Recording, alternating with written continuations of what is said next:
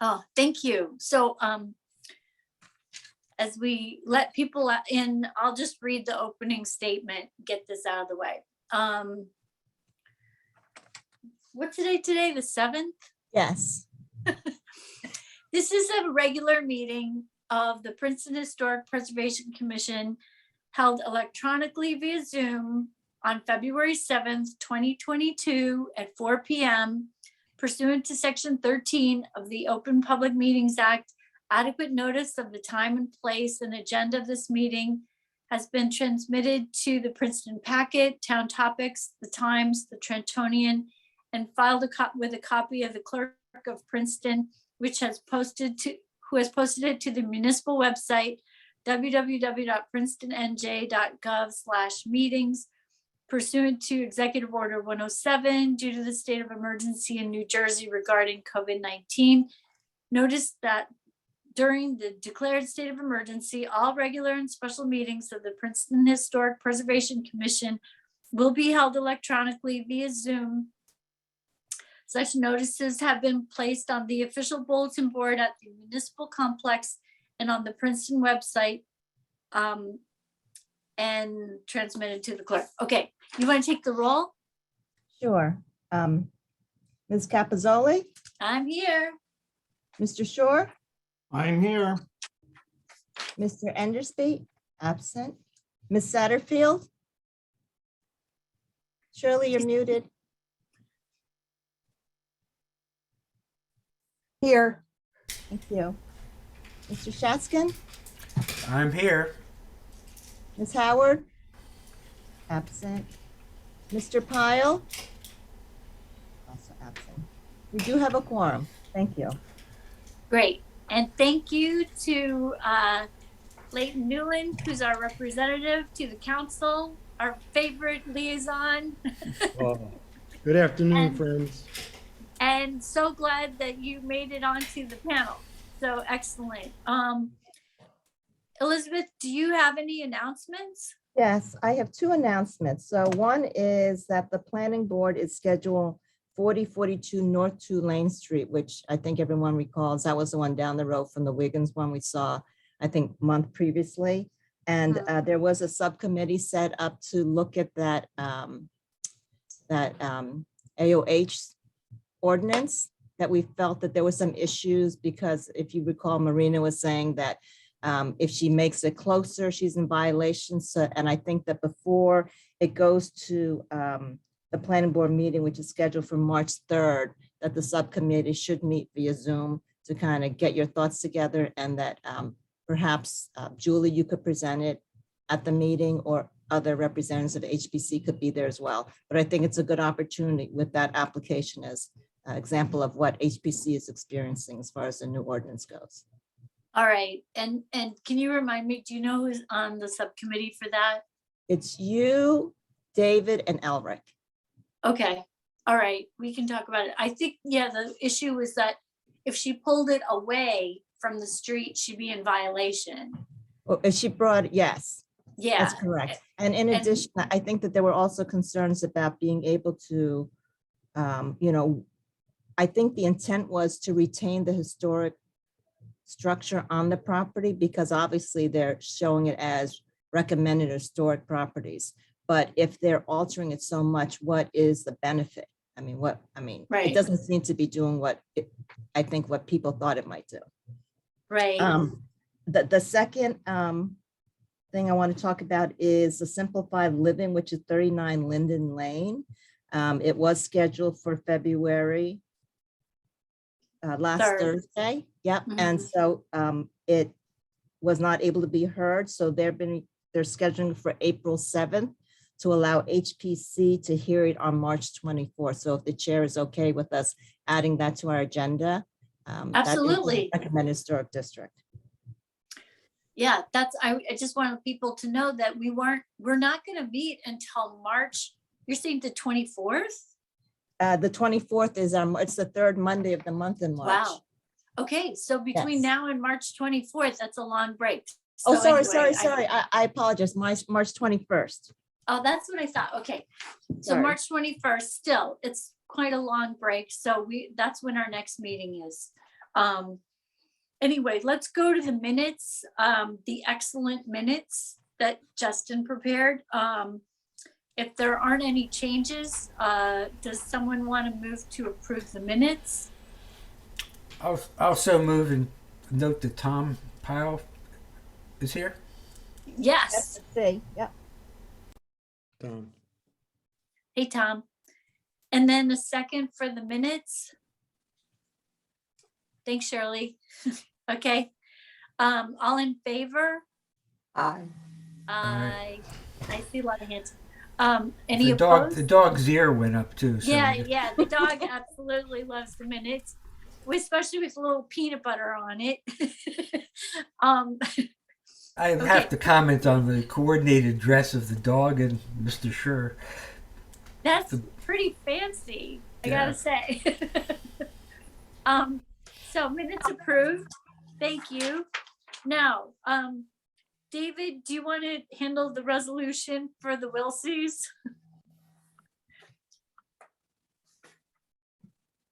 Right.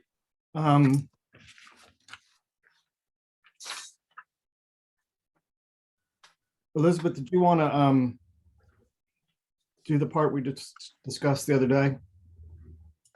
I think that, well, first, do you want to vote on the resolution? Oh, can we? Yes, That's all we Yeah. need to do? Yep. Okay. And I can vote, right? yes. Why not? Well, yes. I don't know. So everyone has had it and has read it. All we need to do is ask if people support it. All in favor? I, Any discussion? 'Cause it seems like we missed somebody. Looks good. Oh, okay. Sorry. No, I didn't know if you wanted to bring something up. Then it appears that it carries. yeah, Okay, it looks good to me. okay, and Does, I think, excuse me, does anybody know if Elric has contacted them or if they've been in touch? yes, we actually met with them and we went to a few sites that Elric had selected. One was looking at structures over at the Updike Farm, and the other one was the Littles property across from you, David. They were very gracious. They let us go into the barn structure that was erected there, and then they also allowed us to go into the house as well, which was really nice. It's a great house. So, it seems like the Littles are they really liked what they saw on both properties. They understood what was being suggested to them and they supported that. So they're going to be working with their architect to hopefully come up with a new design. I think you meant the Wilsies. The Wilsies, what did I say? I thought I heard Littles, but Oh, no, we went to the Littles property. no, to- I just Oh. thought the sentence said that. Okay, apologies. So we're just gonna wait for the applicants to meet with their architect and kind of go through a new design. Very good then. So on this one, though, I think that Madam Chair said that she would like to defer her administrative review to the vice chair. Is that correct? That's correct. Since, So we'll note that. So David, I- yeah. when the administrative review comes through, you and I will look at Just- that. Just give me a call. Okay. great. All right. So let's move on to 131 Mountain Avenue, which is our first application. Do we have the applicants in the attendees list Yes, or Max? yes. Where are they? There's Max.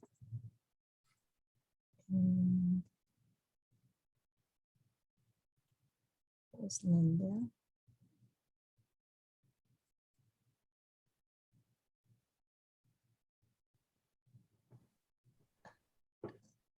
Hi, everyone. Hi, Max. Hi, Max. It's only you and Linda, correct? Just Linda and me. Okay, Okay, right. okay. welcome. Hi, thank you. Hi. Hello. And I thought we'd start with Elizabeth's report and then we can go from there.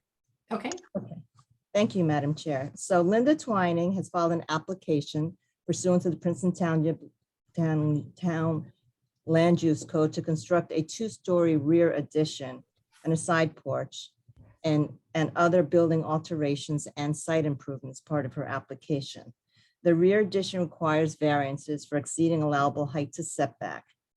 The site is identified as block 6804, lot 27 on the Princeton tax maps. It lies within the former township R2 zone. It is further identified with an address of 131 Mountain Avenue. So the subject property is located within the suggested Mountain Avenue Historic District as identified in the historic preservation element of the Princeton Community Master Plan. The property also lies within the New Jersey National Register of Historic Places, Mountain Avenue Historic District, that was designated in 1994 and 1995 respectively. So as far as the process goes, the commission knows that this will be in the Board of Jurisdiction of the Zoning Board, and HPC serves advisory to that board. In addition, because the property is in a recommended district, the commission has the opportunity to review it when the Board of Jurisdiction references to them. And they will serve as the courtesy review for that. So to move on, according to the master plan, the geographic limits of the suggested district of Mountain Avenue are properties on the north side of the street between Mountain Lakes Preserve and Quarry Lane. This distinct district forms a unique collection of 18th and 19th century middle-class suburban development. And it also represents the transformation of Princeton Township from farmland to suburbia. All the houses face the street and vernacular in the 19th and 20th century styles. The majority of the setbacks are shallow and lots are landscaped with mature trees and shrubs, giving it that suburban streetscape. There is a visible distinction that can be seen from the south side of Mountain Avenue, which was subdivided and developed after World War II, and in more of a traditional subdivision fashion. And to the west of the district is the subdivision cluster development, and to the east is the Mountain Lakes Preserve. The existing house is designed in the colonial revival style. It was built in the mid to late 1930s. The house is 2.5 story, 3 bay, wood framed, with a side gable roof and an end chimney. The roof is clad with asphalt shingles. It has a rectangular shape and a 1-story enclosed porch on the east elevation. Windows and screens. I couldn't actually tell when I went to site visit if they were windows or if they were screens, but Screens. they are okay. In the enclosed porch are seen on 3 sides, and there is a door in the rear that accesses the yard. Let's see, what else do I have? Street facing windows are 6 over 1 and slightly taller on the first floor. Fenestrations are symmetrically positioned and aligned between floors with a center front door. Size and configuration of west elevation doors are consistent to those on the street facing facade. They also align between floors except a pair of smaller windows above the kitchen sink. The front entrance is a key feature of the house. The entry port, or portico as the architect references, has a front gable roof supported by slender round columns. There is a pendant light hanging from the ceiling, and the door surround has segmented side lights and an elliptical panel above a panel door that usually would have had a fan light. The garage in the property is believed to be of the same period. The applicant's architect had advised that they had done some work after the application was submitted. They removed the aluminum siding recently, and under it revealed original wide width beveled board siding, which has since been painted, and they added new period shutters to the house. The property contains 35,880 square feet and is situated in a residential district.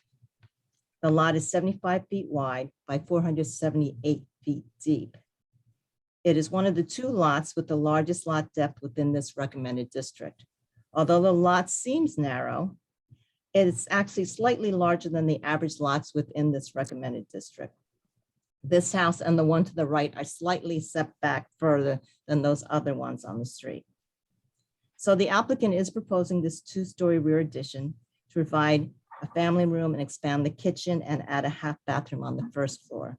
On the second floor will be an ensuite bathroom, closet, and a study.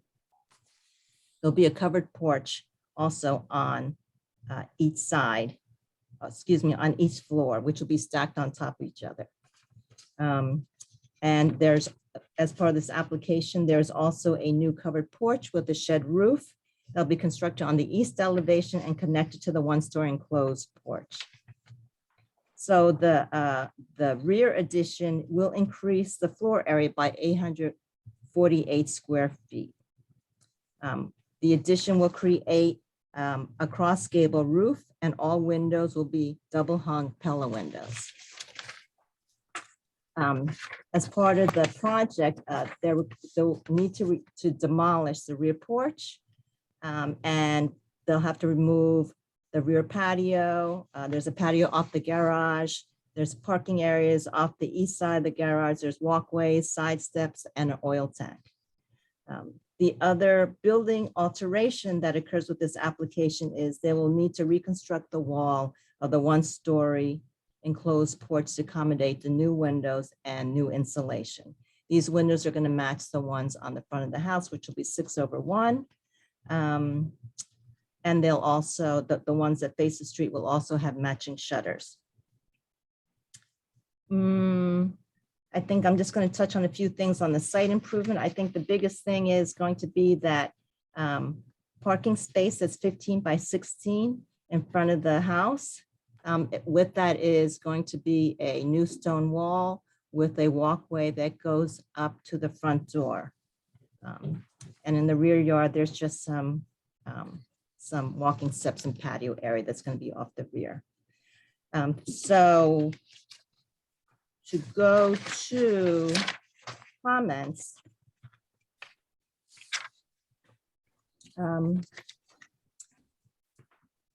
My thought is that the addition is actually very appropriate. It's in the back of the building. It's a narrow lot, so the visibility from the right of way is minimal, although this is a type 1 district, which is actually not only from the right of way, but within the property itself and other district properties. However, with that said, I still feel that the addition is appropriate. It does a great job of connecting the existing roof line with the roof line that they're going to be creating. It doesn't seem to be any wider than the width of the house itself, so it's really contained within the site. The only concern that I have is, I think there are a few things. One is I think there's a new window on the west elevation of the first floor, which proportionally looks a little too large in relationship to the doors on the upper and lower floor. And I think this is the porch area. The other thing is really the parking. That's the one thing that really kind of stood out for me, to have that parking space in the front. The lot is very large. It has a garage, and there is an existing paved area next to it that's actually going to be removed as part of this application. So I guess the question is for the applicant, just to address, what are their thoughts about putting that parking space in the front? It just doesn't seem to integrate as well with the landscape, the property, or the historic site. I think that in addition, it was excellent that the applicant is going to be reusing some of the existing windows and doors and repurposing it within the new addition. So I think that that's an excellent way of practicing sustainability. And then as far as number 5 goes, I believe the applicant is going to be able to address that. Those are questions for the applicant to address at today's meeting. And I believe Mr. Hayden is familiar with that. So thank you. Oh, thank you. Okay, Max or Linda, whoever wants to start, I guess you can, present away. Linda, why don't you Max. tell them when you bought the house and how long you've lived there? We have been here for 27 years. So yeah, we've been in the neighborhood a long time. So do you want me to go ahead and talk about the front parking, Max, or do you want to talk about that? Yeah, why don't you talk some and then I'll talk some on it too. Okay, so the reason that we really would like to have that front parking is that, number one, would be a way of being able to allow a turnaround in our driveway, which I think is really important. It's a, to have to back out of our driveway for guests and for us is, vehicles, and there's a lot of pedestrian traffic on that pathway on Mountain Avenue. That's very much used by a lot of people coming to our neighborhood and people that live in the neighborhood to walk on that path and access the nature preserve. So it's a pretty active walkway. And I think having to back out of our driveway is a danger, quite frankly. The other piece of this is that the way that, if we have parking in the back, as you said, there was a place next to our garage. The problem with that is for guests coming to our house, we want to be able to have our guests come in our front door. The way that our property is organized with the parking currently, it does not allow that front door access. And I think that that's the way that this house was designed. It has, a beautiful front entrance. You mentioned the portico is, that's really the entry to our home. And we want to create that entry rather than having this back parking and then this walk around. And I think that's really it's an important element, I think, to our property. And I think that the way that we're designing a really beautiful stone wall to go in front, and I think that's very much in keeping with the period. Our house is from the 30s. It's not, really as old as the other houses in the district. But I think it's in keeping with that style. And I think that it can be the way that we, work in the plantings, the stone wall. I think it would be absolutely lovely, much better than the zoysia grass that we have out there right now, which is kind of an expanse that I think doesn't add anything to the property. And I think that it would be a really nice improvement to the front of our home. I think Linda really hit on a couple really good points, and a lot of it is about there's almost adequate parking in the back. There could be if we, maintain the one paved area next to the garage, but it's extremely difficult to turn around. Linda and her husband Ken each have a car, and 3 is not a party, 3 is a crowd when it's back there. I have a F-150 truck, and even when I had a sedan backing out of the driveway, it is long. There is a large hedge to the right of the property. And, we all rely on our backup cameras now because we're lazy and it's a lot more convenient. And of course, yeah, I almost hit somebody on the sidewalk. There's only a walkway on the one side of the street. And because the hedge extends all the way down, and there's a little bit of a rise from the sidewalk up to the lawn, it's blind, and you really have to poke out quite far into the road in order to get out. The other day I was there, and Linda was getting a delivery of firewood, and a delivery truck parked on the opposite side of the street. I had an extremely difficult time trying to get out of the parking area, out of the driveway. The other reason we're doing this is because the lot is narrow. If the lot wasn't so narrow, we would have some options, but because of the narrowness of the lot, we really don't have a lot of options to manipulate the parking and or the addition. We don't want to move the garage. The garage is really not in the optimal location, but that's not where we want to spend the money. And we've actually shrunk the parking area a little bit in order to make the addition happen and to have a little green space behind the addition. And I think the big point of having guests come in the front And if I may, I'd like to share an image, a couple images. Oh, yeah, This- absolutely. This is a sketch that I did today showing how much lawn is in front, because I think the drawing that was submitted with all the notes on it and setbacks and dimension lines and hatches really didn't give a clear picture of how much open space there is. The house next door is situated about here. So Linda and Ken's house is about 100 feet off the property line. The neighbor's house is probably 45 feet. So it's really quite a bit closer. And they have a circular driveway in the front with a board-on-board fence. That adjoining house to the right is just about the same. And they have a large parking area. They have no garage, and they have a large parking area right here. If you go down past Henderson, there's a white Victorian that has parking in the front, basically around here. That's not to say that any of those parking situations are optimal, but they do exist, and they've been there a long time. I also have another image I'd like to share.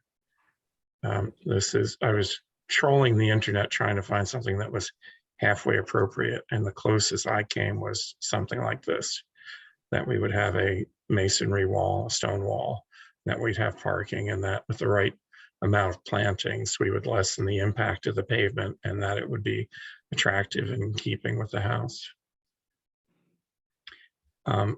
And then the one other share that I wanted to have, if it came up here.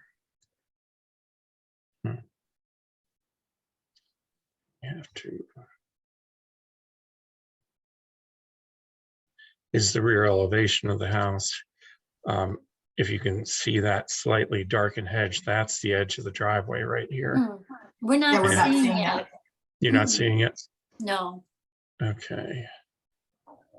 maybe you have to stop sharing. and Oh, then there. share. There, maybe that. Can you see it now? Mm-mm.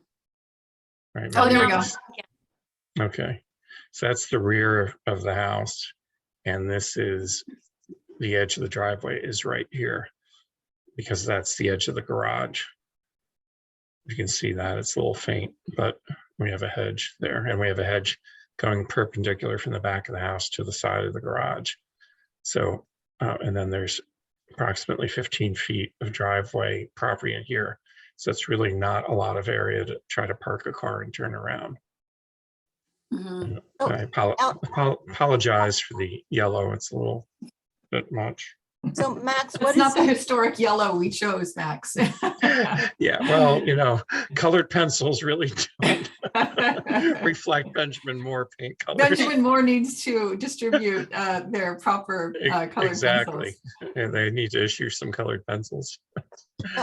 so Max, I'm just trying to understand. So this is representing the green area is the hedge that you have in front, which is on your drawing actually, right? It's like a conceptual. And then you're saying the parking is, I just happen to be looking at your site plan at the same time. And you said that the parking is right. I see that it curves in because it needs to curve in to get into the garage, Right, right? right. So, See if that- Trying to share again. Yeah, the garage enters. Can you see this? no, Yeah.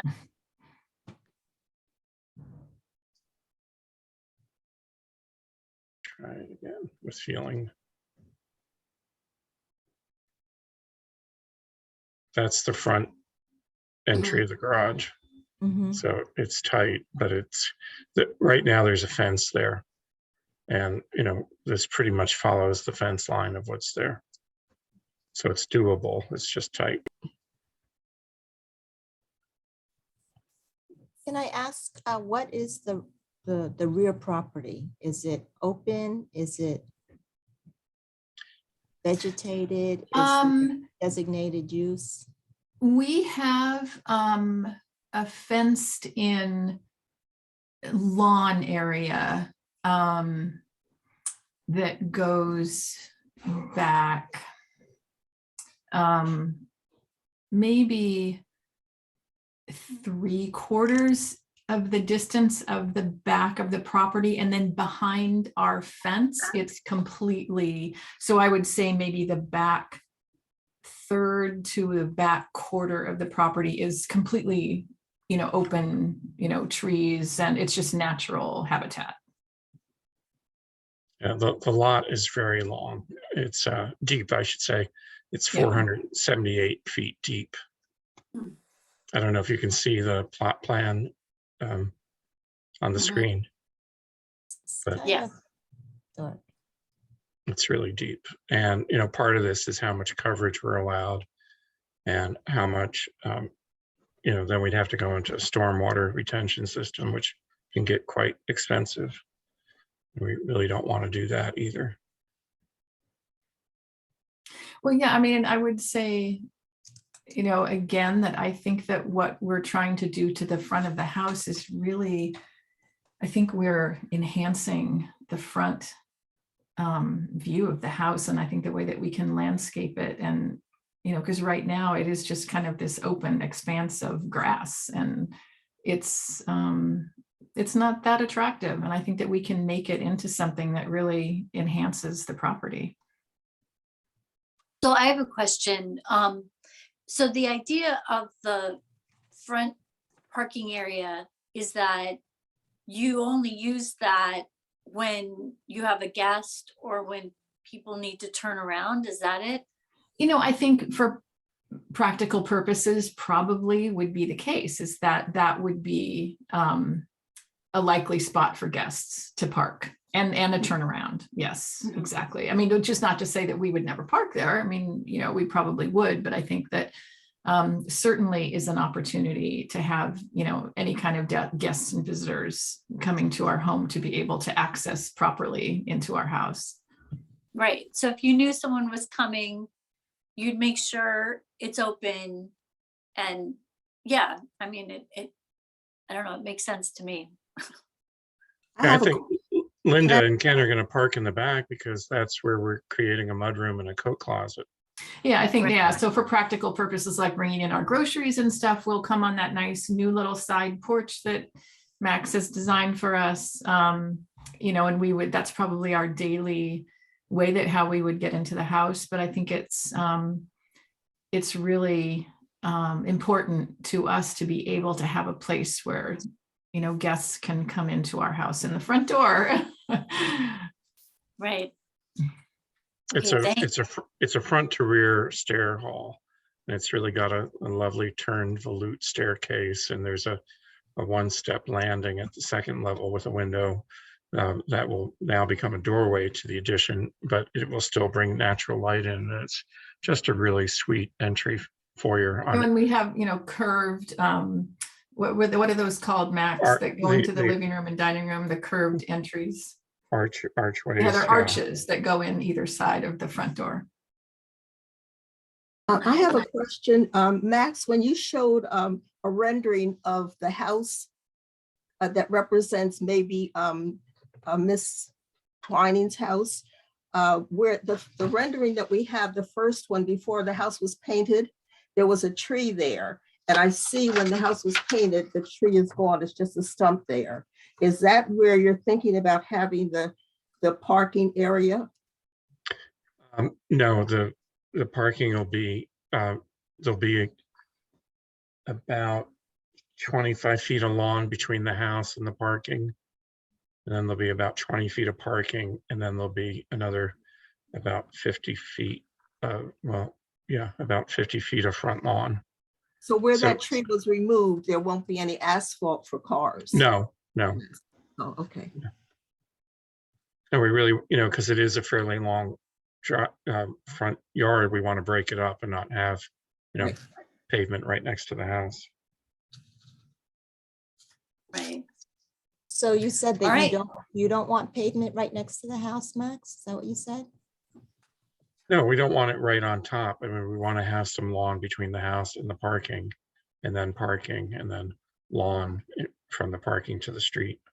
I was just So- taking that from the house that you showed, because the house that you showed that asphalt part, or the part where cars could be. I'm sorry, Shirley, was that a photograph or? Yeah, No, that you White showed a House that house you, that was similar. You got it off the internet.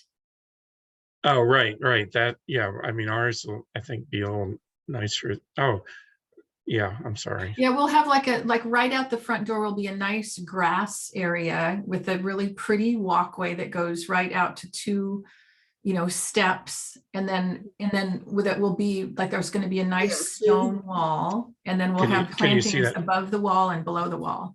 Okay. So that house actually has probably 15 feet of lawn between the house and the stone wall. Mhm. It's foreshortened, it's not a very good photograph from that. And ours will be longer than that. And this is a relatively flat piece of land here. We actually have a little bit of a rise. Yeah, that's where I So thought maybe that part would be where the stump is. the stump is about here in this photograph. Mm-hmm. And our parking will really be like, I would say like here. This has a curve to it, this parking. Our parking will be probably out here. Okay. I just thought that this had a nice appeal too, and it showed a masonry wall. It's not a literal, it's more of the feel for it. And you said that your site has more of a rise, so you think that will it be, because I'm looking at drawings and it looks like there's only, well, there's no contours, but you have just 2 steps, which is maybe a foot, and then you have the step and then the stoop to the front entrance. I think there's an existing diagonal brick walkway, and I think there are 3 risers on that I little think so, flight of yeah. stairs. Yeah. So I Okay. think we're around a 2-foot, ha-ha or a little rise. So we'll have like big, kind of blue stone steps set in. Wasn't that the idea? Right. Yeah. May I ask a question about the foliage, the vegetation on the streetscape? I'm looking at the photograph from the street. What are the plants that are just at the curbside there, and are those boxwoods? Those are boxwood. So they'll grow slowly, but do you know how high they'll grow? Oh, they'll just be very low. We'll keep them very low. Stay in Yeah. touch. Okay. Any other questions? If I may, I would like just to comment on it. It seems like we're a little bit stuck on the driveway front. And well, number one, everyone knows I have no front. Linda and I are real estate colleagues. Linda, the subtitle of my house when I bought it was "Not for Sissies," and I think I had to deal with backing in and out of my driveway. That old, was So- it? So when the first argument was backing in and out of the driveway, Mountain Avenue versus 206, but you had me at the pedestrians. I mean, a lot more pedestrians. That is scary not to be able to see them well. And I think that's very important. And the one that really got me was so many old houses, you don't end up using the front door. And, a lot of emphasis was put on those front doors. And clearly this is a 1930s colonial revival set in a landscape back from the road when landscape, what's the phrase, Max? Landscape beautiful was popular. I think that cutting this into the front and making sure that there's this attention, this low wall and some landscaping is going to provide is an excellent solution. So if that's where we're hung up, I'm very in favor for what's being proposed. Yeah, I agree with David. I've walked along there several times, and especially in the summer, there are so many people walking on that sidewalk with their dogs trying to get to the park. And it is really a highly trafficked pedestrian corridor, which there aren't that many. I mean, in that part of Princeton, that's really the main thoroughfare by foot. So yeah, I totally see the need to be very careful coming out of there. It's a pretty good amount of traffic there. Well, Any and I other think comment? we'll also shield it. It's shielded by the hedge at the street. I mean, there's layers, so I would agree with you more if this was not landscaped out front and there wasn't vegetation. But I think because of the layering that we're trying to do and that exist, it's not going to be in your face like some of the other parking situations on the street. Well, and even it won't be like this picture that's up here right now, because in front of this driveway, we won't have it exposed. There's going to be vegetation in front of it, so you won't even see the driveway from the street. Mhm. I mean, a low, kind of hedge, or, maybe we'll do some hydrangea or something, kind of, appropriate. Mhm. All right, so Max, if you want to stop sharing the screen, I just have a hard time seeing everybody. There we go. So I think as far as the addition goes, I don't think anyone has any issues at all. And I think primarily it was the parking. And then one other item was a window. And I guess we could talk about that. So Elizabeth, you felt that one of the windows was oversized, or how do you? It was on the west elevation. It was on the first floor new porch. Sheet A 2.1.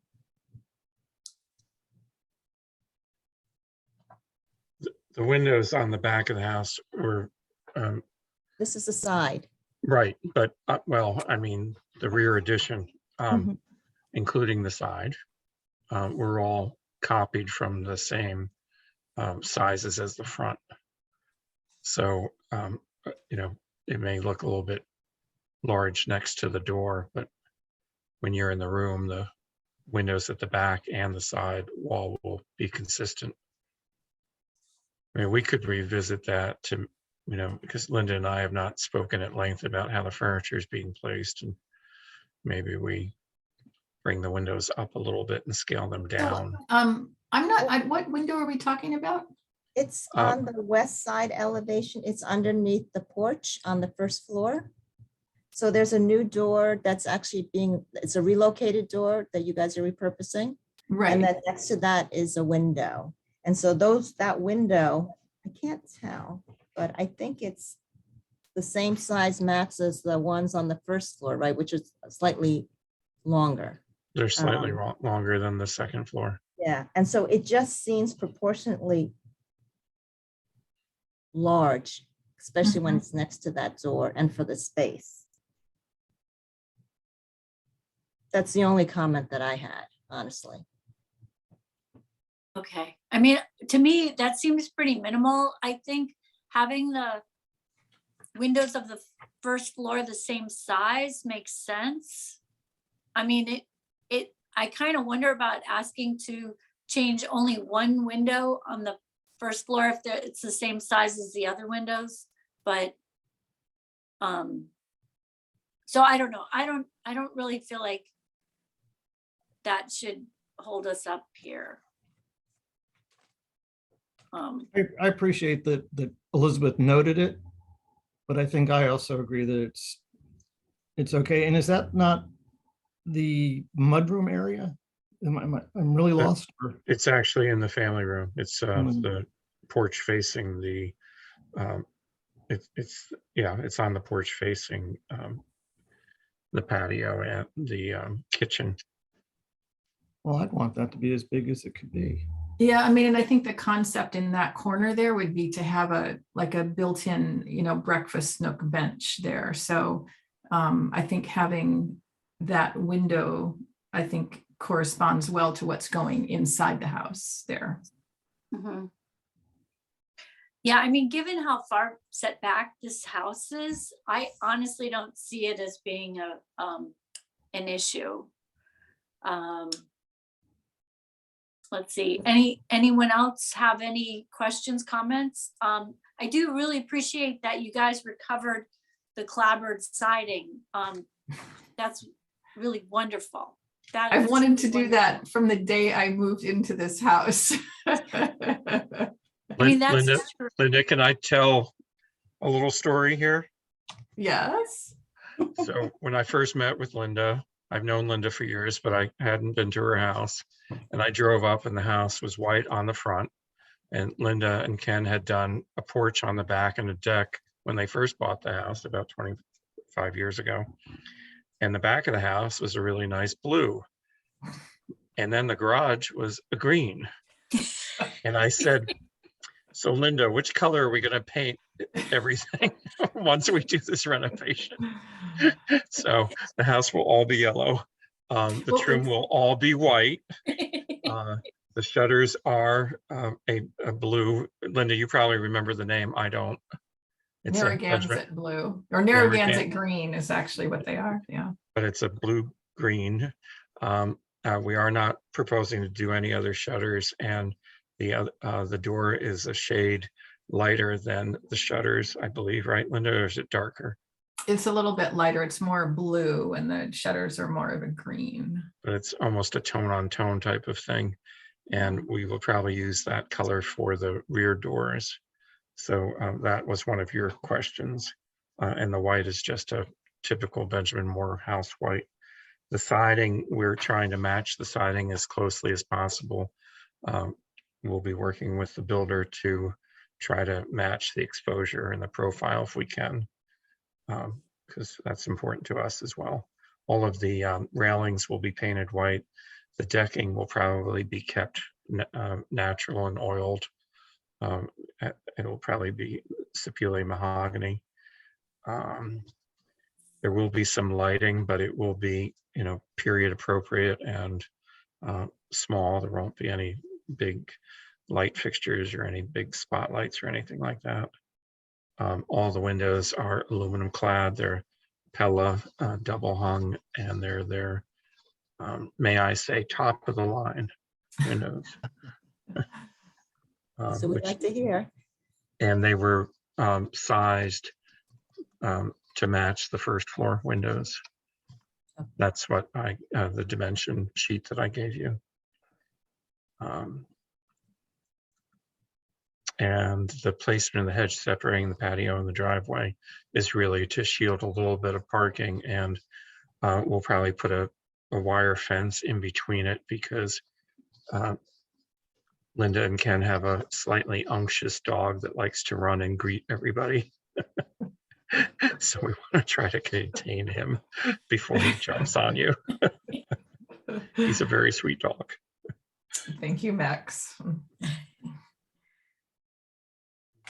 So I just have a few comments because it seems like the commission doesn't have that big a concern for parking, but I am gonna just kind of add a few comments on that. I think that having a turnaround is important, and I don't think it was apparent from the application that you weren't able to turn around.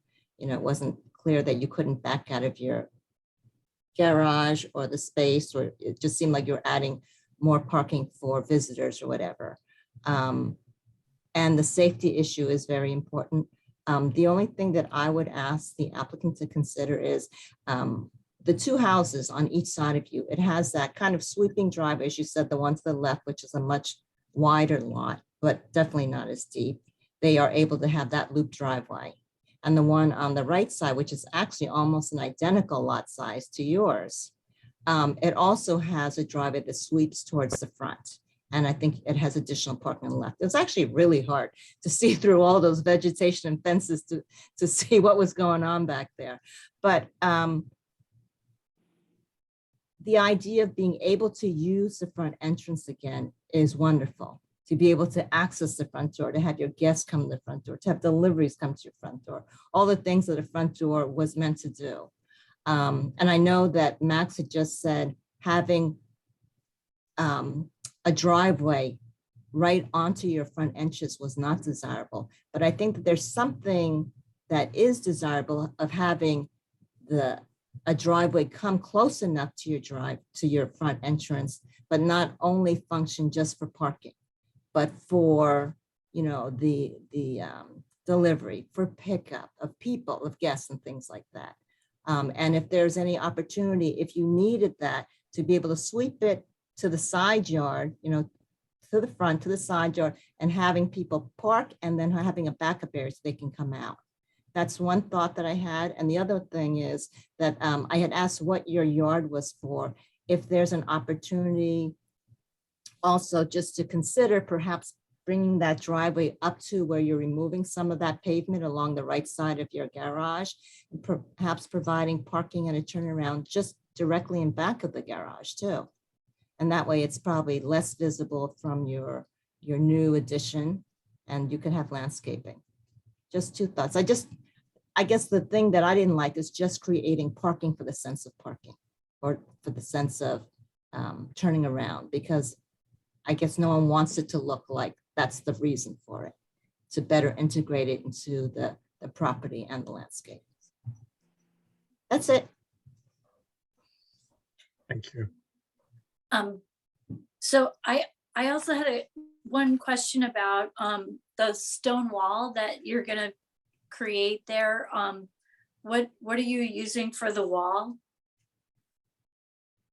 Max, do you know Well- what they're using? Well, I think we'd probably do a dry laid field stone wall. Mhm. It would be, kind of what I would say, period. It wouldn't be a ledge stone, wouldn't be, it's not going to be a masonry wall with lick and stick 1 inch thick stone. It's not going to look like a pizzeria. It's not going to look like Taco Bell. It's going to be period appropriate and gentle. Nice. Yeah, because I see that as, possibly contributing to the appearance of the front with the landscaping. A wall done nicely could actually add a lot, along mean- with plantings. Elizabeth's wall to the behind her isn't what we're envisioning. Yeah. Right. Yeah. The stone isn't bad, but the grout joints are really big and Yeah. the bluestone cap ain't great. So we're not doing that one. All right. Enough said on that one. All right. Is there anything else anyone wants to ask about this application? If not, does someone want to make a motion? So moved. Thanks, David. So as the application was submitted, I guess, you are going to zoning, right? So Yes, this would be an endorsement of the application as it is going to zoning. It's just a report, right? Mhm. Memo. Right, just a memo. All right. Any other comments? If not, Ed, are you good to go with this one? Someone I got it. second it? Yep. Shirley? Oh, Did yeah, someone second? you can second. Oh, I'll second. Okay, so all in favor of endorsing the application, say aye. I, Okay, looks good. All right, well, All right. thank you so much for coming in. And hopefully, I know either Elizabeth or myself will be at the zoning board meeting okay, to just make sure they understand that we endorse your application. awesome. Thank you very Wonderful. much. Thank you so Thank much. Thank you. you, thank you. Have a You can good all come night. by and Thank see it when you. it's done. Oh, yeah. It's a All right. beautiful street. Bye-bye. Thank Thank you, Thanks. thank you for the opportunity. Thank you. All right, bye. Bye. So we have one more application today. Yep, I'm bringing them. Um, It's 29 Lee Avenue.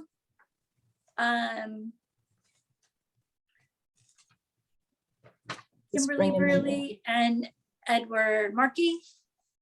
Yeah. Hi. Hi, how are you? Thank you so much for seeing us today. Is it just Sure. one? My husband will be joining us. He went to go pick up our daughter, and our architect is here as well. Okay, what's the architect's name? Should be Kelly Surin. Okay. Oh, I see her. Thank you.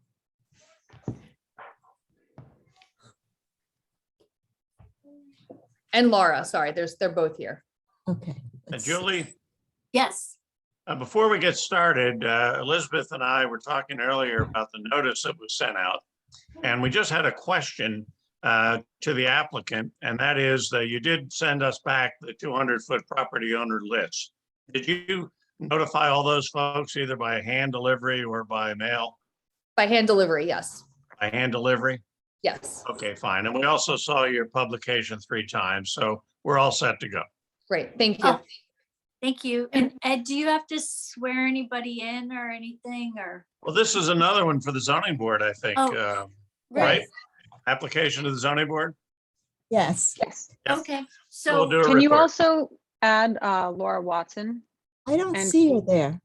Uh, I looked, I didn't see her. There might be a second Kelly through and then we're sharing my Oh, Zoom. yes, yes. there's her. Thank you. And then Courtney Bowery. Yeah. She's the architect of record. We're the designing architects. Okay, I've got. Whole crew today. Full house. great. Thank you. Sure. Thank you. Thanks, welcome. So Elizabeth, do you want to start off with your report and then we'll get into discussion? Again, this is going to the zoning board. Okay. Correct. Thank you, Madam Chair. So the applicants, Kimberly Beery, is that correct? Beery. Thank you. And Edward Markey have filed an application pursuant to the Princeton Land Use Code for demolition of the house roof and chimney to expand the attic space and make interior changes. Other alterations and improvements to the existing house are requested, which will be talked about later. Again, as the chair had said, this application requires variances for side yard setback. And again, this is in the Board of Jurisdiction of the Zoning Board, which HPC serves as advisory. And as Mr. Schmier had said, that he finds that this application is acceptable to move forward with this review. So the site is identified as block 6905, lot 31 on the Princeton tax map with the address of 29 Lee Avenue. It's located in the R9 zone of the former Princeton Township, yes, and situated on the north side of Lee Avenue between John and Witherspoon Streets. The property falls within the residential neighborhood of the Witherspoon-Jackson Historic District and the municipal zoning overlay map. The house sits close to the street and is positioned closer to the west property line. There's a driveway that runs along the east property line that terminates the back of the house. There's a full width deck off the rear building elevation with steps down to the yard. And there's a brick patio in the northeast property corner and a 6-foot high fence that runs along most of 3 sides of the property. The property is designated as type 2, which is preview for HPC from anywhere that's visible from the public right of way. Within your package, you saw a property survey sheet from Weiss Preservation, which designates this property as a contributing property to the overall setting and significance of this historic district. The house was built in 1920. It's 2.5 story, 2 bay with a side gabled cat slide roof and asphalt shingle. And many thanks for Mr. Shore for giving that information about the cat side roof to the other commission members. The house features a recessed full width wood front porch with a wrap pen eave. Porch stairs and front doors are offset to the right. There are 4 wood posts that support the porch roof and double wood balusters that wrap around the porch and down both sides of the steps. The foundation is stucco and the exterior is aluminum siding. Weiss Preservation noted that house doors were replacements. Let's see.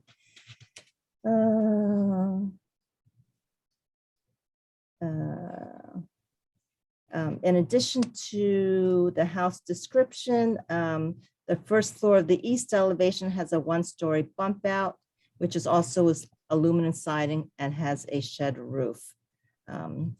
Existing windows are 1/1 double hung, except for a west elevation window and basement windows, which are sliders. All windows on the south elevation are paired windows. And on the first floor, windows are centered between the rear porch and the railings. Second floor windows are symmetrical to itself and the facade, and a center attic window has a shed roof and has centered windows. Fenestrations between floors do not align. Nor do they align on the east or west elevations. So the proposed application is that they demolish the upper cat slide gable roof to expand the attic space. They're going to add new dormers, which are going to be built on each elevation of the attic, and the existing front dormer will be redesigned with a new dormer and smaller windows. The height of the attic will be raised and a new hip roof constructed to accommodate these dormers.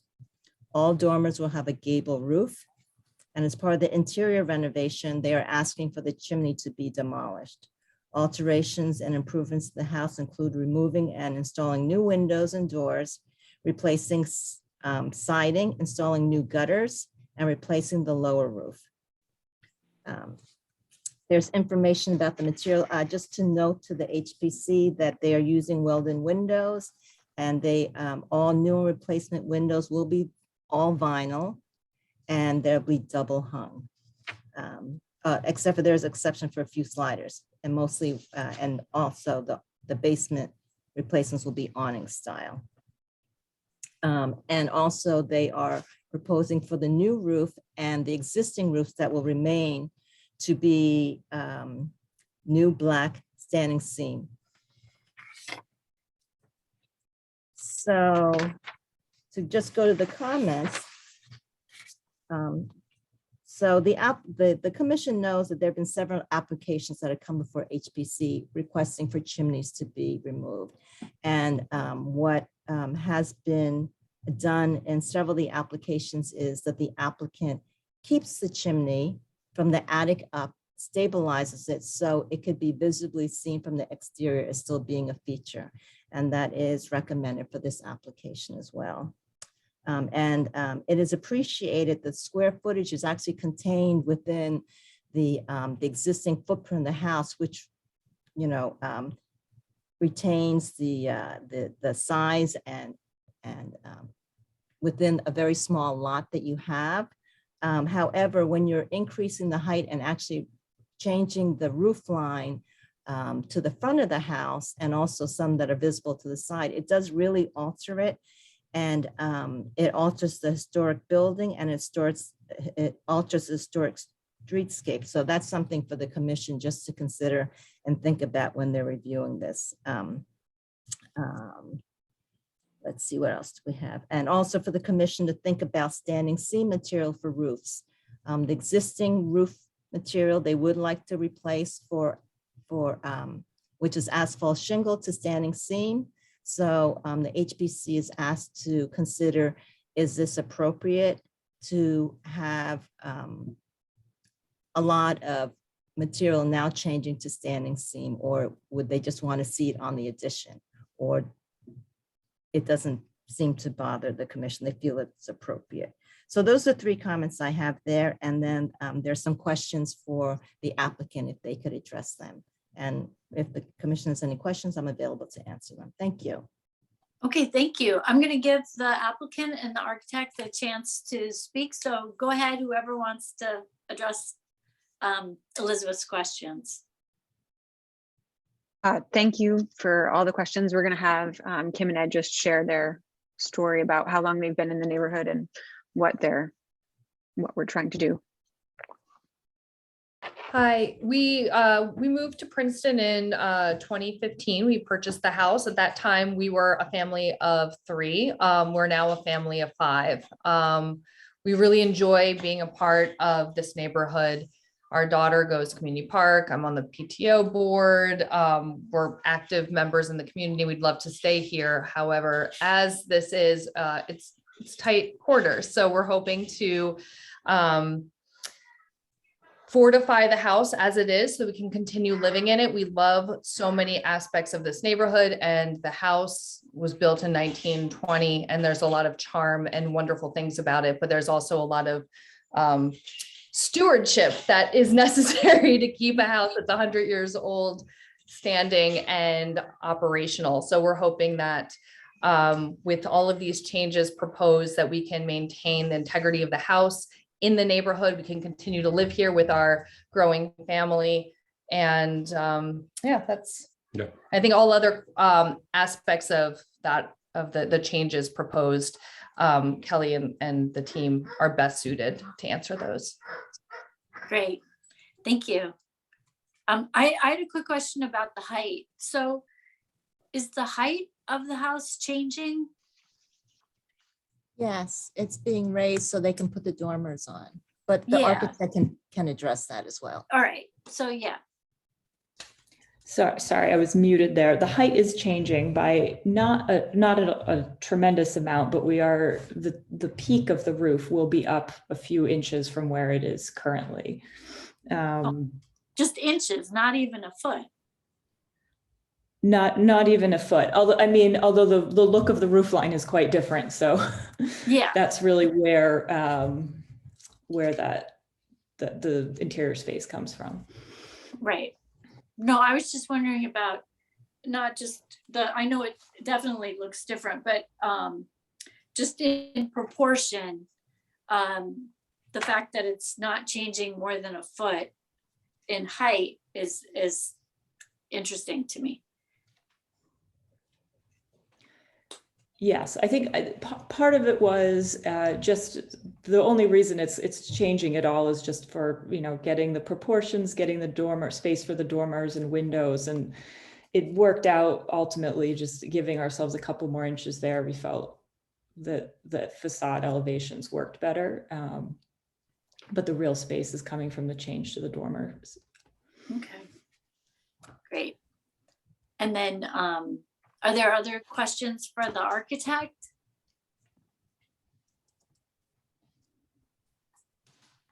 Let's see. Questions about standing seam versus asphalt? Does that, yeah, Elizabeth? Sorry, Madam Chair. The other thing I forgot to mention is that they are replacing some existing windows with aluminum windows. So that's something also for the commission to consider. Okay, I think everything is vinyl. All the existing vinyl. windows are vinyl, and we were going to put new vinyl in. The Yep. existing windows are vinyl? Yes. Oh, okay. Yes. okay. That's a different story. Very Yeah, different story versus yeah. wood. Right. Yes. But the selected vinyl windows the intent is to match the existing vinyl windows as closely as we can. Because you're not replacing all of them, just select ones. Exactly. Okay, Yes. Okay, good to know. very good to know. Yeah. All right. So as far as the roof material, I guess, I haven't had a problem with the standing seam roofs, especially in a dark color. I feel like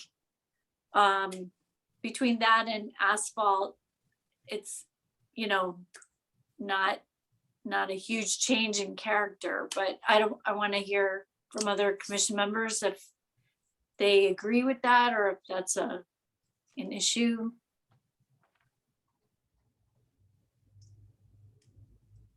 Roger, David, Shirley.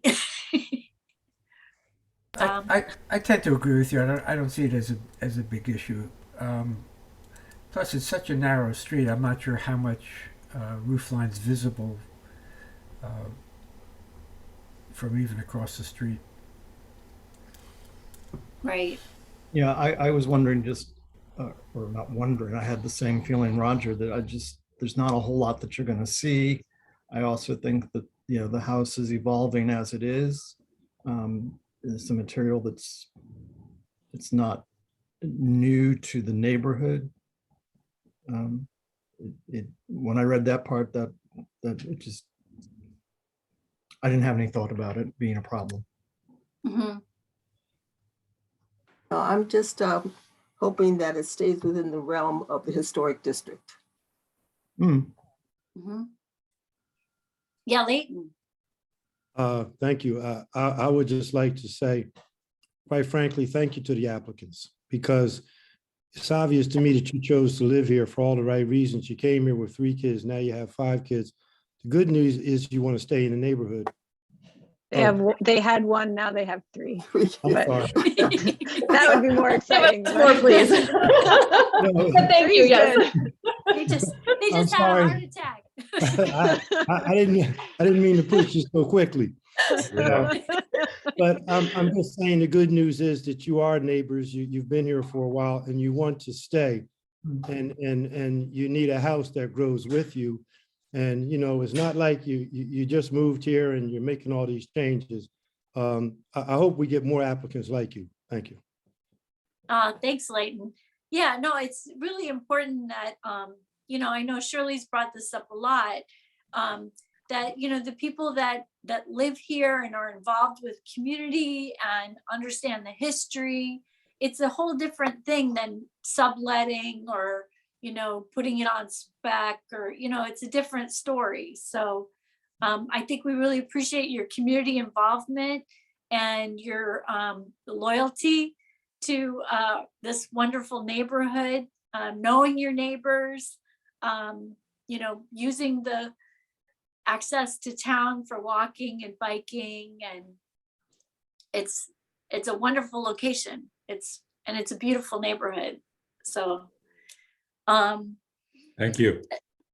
yeah, as far as the change of the roof line, I mean, to me, it doesn't really bother me that much because I realize you need the space, and as far as changes go, it doesn't really change the proportions.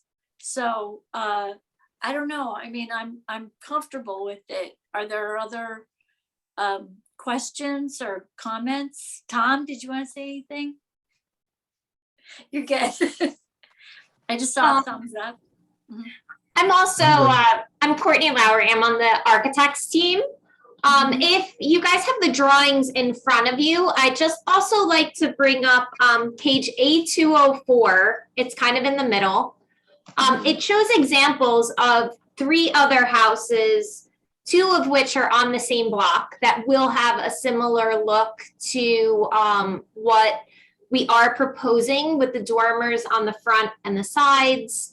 And then an addendum was provided towards the back of the drawing packet, H02 and H03, which also highlights a lot of the other homes in the immediate area that I feel that the proposed design is very, although it looks large because it's flat, 2-dimensional, when you look at the other pictures in the area, I feel very proportionate to the homes, which is nice. Mm-hmm. And thank you for adding that. This is a lot of good material. Elizabeth, can I just say one thing very quickly? This in particular is to you and to the members of the HBC board. In my last comments, I was making absolutely no reference to the architectural integrity of this. I didn't mean to overstep my boundaries. I'm just talking about from a neighborhood perspective, but I wasn't making no comments on architect or your area of expertise. Worries. I see the houses that are on the odd side, but I don't know where your house fits in because it's not in any of these renderings. So, and I thought I knew Lee Avenue. Where's your house compared to all of these houses here? I see like 35 to 31 and 39 to 35. And Shirley, then it's right next to where Tommy and Tommy Parker grew up. Where Aunt Dot lived. Where who? Aunt Dot. Oh, okay. Then I know where you are. I'll wave to you when I come down here. Please do. Yeah. Okay. Thank you, Tom. Thank you, brother. All right, so if there's no other comments, is there a motion to endorse this to the zoning board?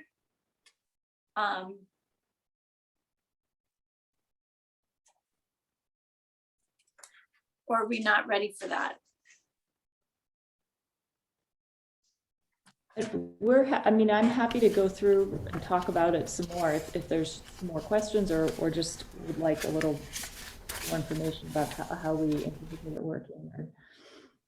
I mean, I think our main concern is the streetscape, given that this is a type 2 district. So, you know, we're looking at it from the right of way. David, you have any more questions? No, I was gonna say that I'm comfortable recommending it forward. I guess we do Okay. a letter or something on this one. Yeah, so we're writing another memo to the zoning board. Either Elizabeth or myself would be at the zoning board meeting. But we typically, for these kind of applications, we write a letter that describes our discussion.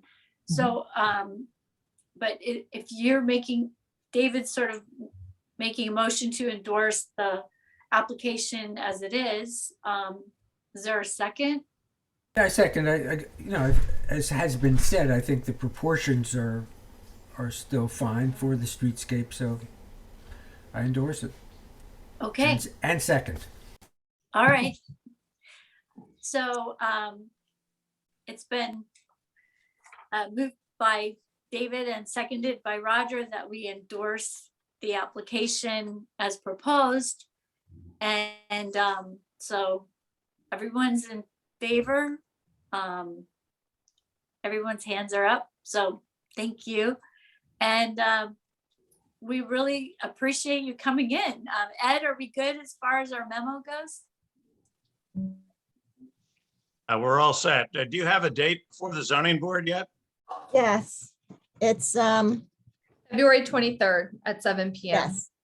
Okay, we'll make sure the memo gets over there. All right. Thank you so much. We'll have the memo Thank ready. you. And thank you so much for coming in. We really appreciate your input. Thank you. Good luck. Thanks, Thank everybody. you. Have a great evening. Thank you. Good Have a luck. wonderful evening. Thank you. You too. Thanks. All right, so we have, let's see. One other two other matters. We have the Johnson Trolley Line Trail. Oh, I gotta get them in here. And Okay. so we're gonna have the arborists come in. And I think someone from the Shade Tree Commission. So they're, Julie, I'll say goodnight. Thanks so much, Ed. Bye, Ed. We'll see you Bye, on Ed. March 21st. So I'll be enjoy your there. break. I will. All right, thank you. See Ed. All right, thank you. did I get Ed. everybody promoted? Janet? Okay, I see Taylor. I see Janet. Oh, wait, where's, I see Sandra. is Cindy coming? She was supposed to. Oh, you know, we are moving a little bit ahead of Yeah. time schedule, right? I sent her an email, but I don't know if she saw it. That we were Yeah, sorry, ahead. Oh, we're very Yeah. much ahead. Yeah. we're a little ahead because, well, we have a number of people that have to be out of here by 7. So we've just been moving right along. Okay. All right, now, Elizabeth, do you want to say anything or should I just hand it over to Yeah, I'll the just, team I mean, here? I was, Janet had reached out to me. They have an application that they're applying, for. I mean, a grant which they're applying for, which I'll let Janet follow up on that. And so I had suggested for her, because it is in a recommended district, for her to come in, make their presentation of what they'd like to do. And hopefully the commission will be in support and write a letter of support for their grant. Okay, I'm going, our municipal arborist, Taylor, who has joined us tonight, is going to talk more about the grant. But I'm also joined by Sandra Chen, who is a co-commissioner with me on the Princeton Shade Tree Commission. And I would just like to, before I turn it over to Taylor, just give a very brief idea of why we're here tonight. The impetus is the grant, so that's why Taylor will take it from here. But what happened is that about a year ago or so, the Department of Public Works and Taylor were working assiduously to remove all the ash trees and the dead wood along the Johnson trolley line trail, which goes from Elm Court to the Johnson Park School. It's one of the remnants of the old trolley line. And Taylor came to the Shade Tree Commission meeting and asked if we would like to be consulted about what kinds of plantings we could do to restore the trail alongside the edges of the trail. And so in the meantime, we started getting very interested in the history of the trail because of course it overlies the trolley line, at least one segment of it. And I have been walking the trolley lines in other towns since I got interested in this, Lawrenceville, West Windsor, and so forth, and they have improvements to their lines. They have historic signage, they have benches, you know, they've done some very lovely things there. And we got excited about perhaps getting people in Elm Court and Johnson Park School kids involved in improving the trail. So the problem was that we didn't, well, we ended up wanting to get letters of support to accompany the grant because we thought this was such an exciting project. And we got really enthusiastic letters from the Historical Society of Princeton, from Sustainable Princeton, from Princeton Community Housing, which manages Elm Court, all very thrilled about this. But in the process of getting these letters, I was advised that this might be in a municipally designated historic district. And I was advised to talk to Ms. Kim, and I did, and she confirmed this, and she suggested that we come before the commission. I don't know if so much tell what we're going to do, but really to find out what we can and can't do without, and what the procedures would be if we wanted to make improvements to the trail, because obviously in a historic district, things are different. So I'm going to turn it over to Taylor to talk a little bit more about the grant, but we really welcome your advice about what we can and cannot do. Hello, thank you for letting me speak tonight. For those of you who don't know, I'm Taylor Saputer. I'm the municipal arborist with Princeton. So like Janet was saying, in February of 2021, our engineering department took on a project to expand the walking path that goes from Elm Road to behind Johnson Park School. Like many of the projects that we do in town, I get called in ahead of time to assess the trees, make sure that there isn't anything dead, declining, disease that should come down before work begins. And I'll be honest, this trail I had never really been on in my career here at Princeton, which is going on 4 years now. And then I walked the half-mile trail and realized there were about 50 to 60 ash trees that just, unfortunately, were just beyond the injection, beyond preserving. Unfortunately, they had to be removed. So like most other, other scenarios in town, when trees come out, I try to replant more than what we've taken out. In this certain scenario, we were replacing 40, 50 trees is what I would like to do. So then I just started exploring grant opportunities.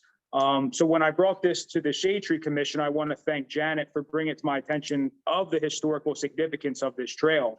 All I knew was that it was a trail adjacent to riparian zones, which is a type of wetland, and that the trees would be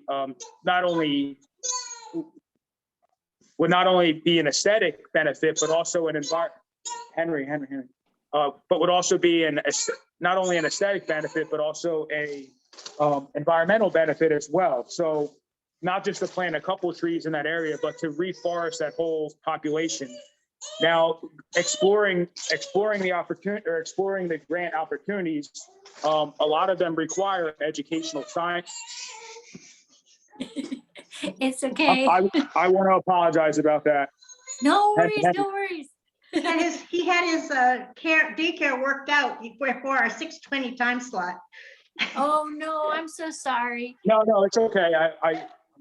He's one year old. Here, come here, bud. He can come on screen. Not only to improve the aesthetics, but just the environmental aspect of replanting in a riparian zone within the municipal right of way. So like I said, exploring the grant opportunities, most of them require educational signage, stakeholders, and so forth. So we reached out to Princeton Community Housing, which is directly next door. If no one is familiar with the Johnson Park Trail, if you were to type in 300 Elm Road, you'll come to Princeton Affordable Housing, and then the path is right next door.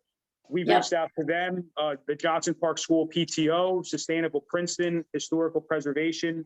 I've reached out to my contacts with the Board of Ed that would assist in maintenance of the path, as well as just bringing things to my attention. So it's really just to get new vegetation planted in there, not just for aesthetics, but just for environmental purposes, would really be a benefit to the town. It's not only passively used by the residents of 300 Elm Court, but also it's a main corridor for students to bike to Johnson Park School in the back. Right. Yeah, no, it's really important. I think it's a great trail for, especially if people living in Elm Court, that's a wonderful opportunity for them to be able to walk right in that area. So Also, part of the grant, the last part of the grant says that projects should also increase access to the benefits of nature, reduce the impact of environmental hazards, and engage local communities, particularly underserved communities, in project planning, outreach, and implementation. oh, that's perfect. It is perfect because you have the children on one end and you have the senior citizens on the other end. Yeah, no, that's wonderful. And also, I mean, it's fantastic that we're taking care. I mean, the ash problem is an awful problem, but the fact that we're taking care of it is great, because the alternative is for all these trees to fall and make the trail unusable. Right. So, I mean, what are you gonna do? David?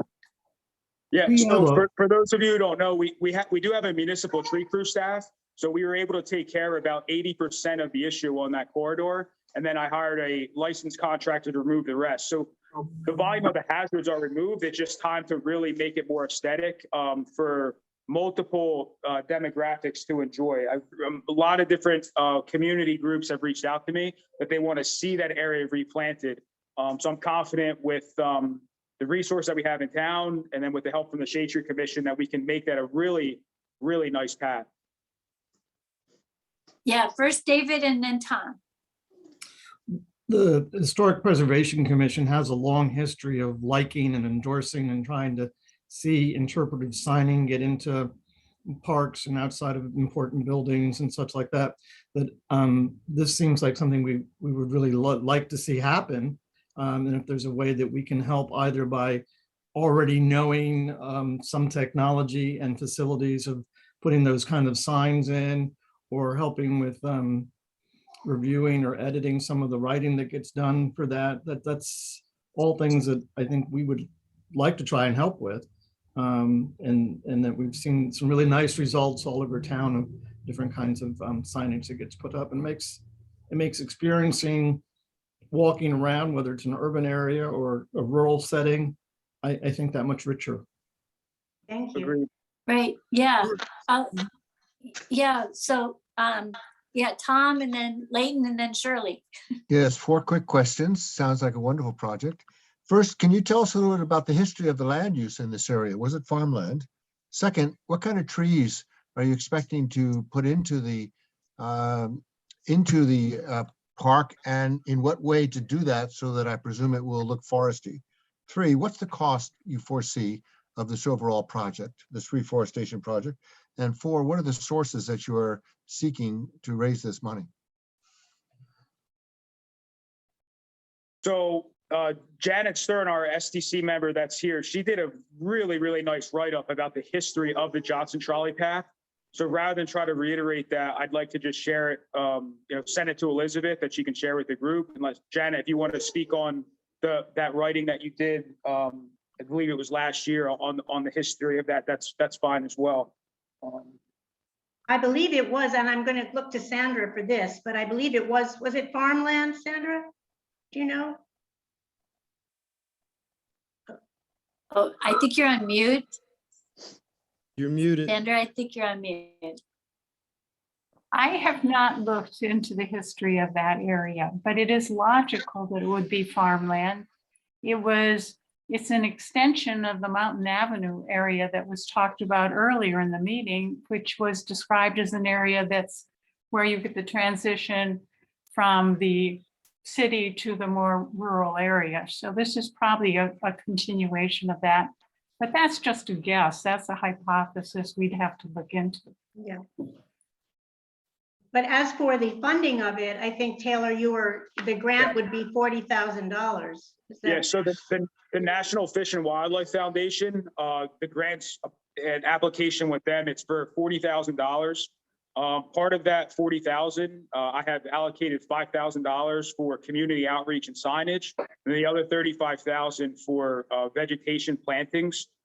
In regards to what would be planted, part of the goal is for a reforestation project. So I would incorporate our native shade trees, our oaks, our maples that were scattered throughout that area.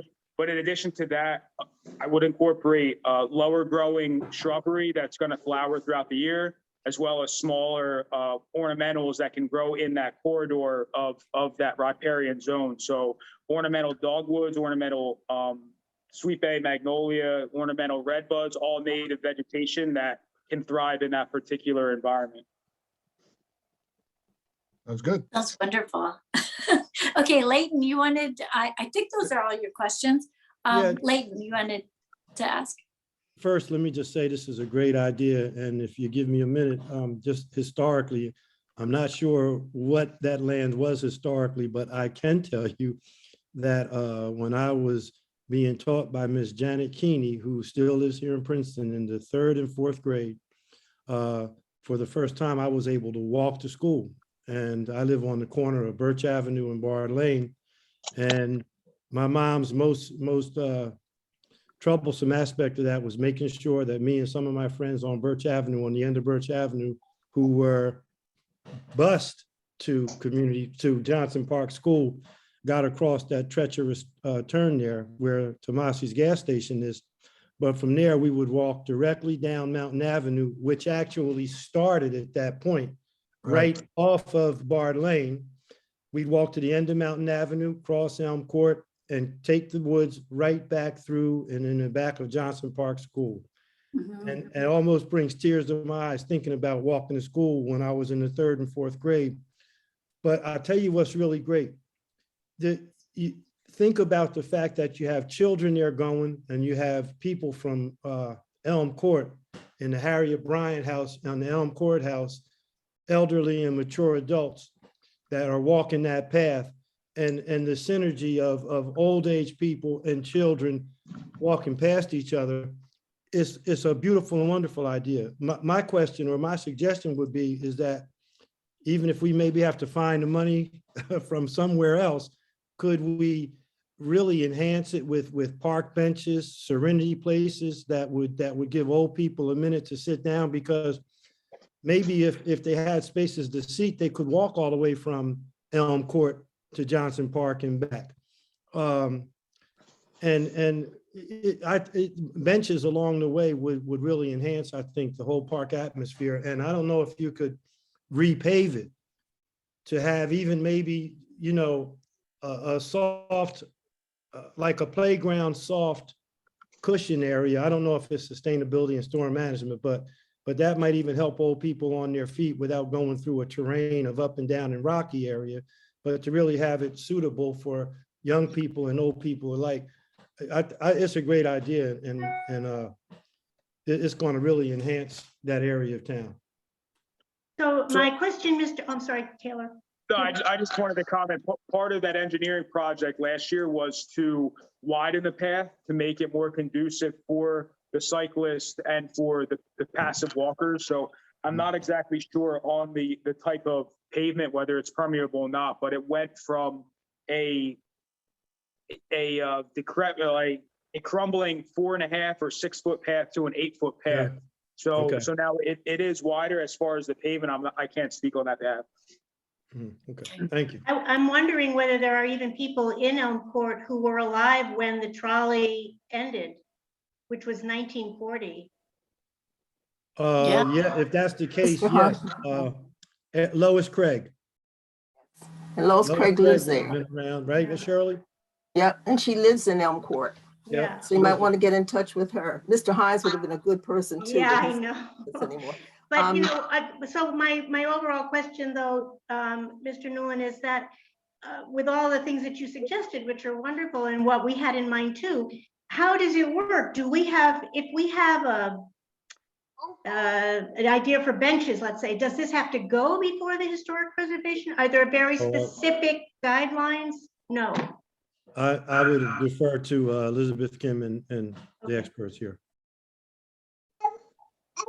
In other words, how much leeway is there to decide and determine where the benches should be, what they should look like, this kind, and the signage itself? What does that all go through your commission? So, Julie, I mean, you can correct me. My understanding is it's a municipal project, and HBC would always like to be involved if possible. There and it is a recommended historic district, but it's not truly designated one within the town.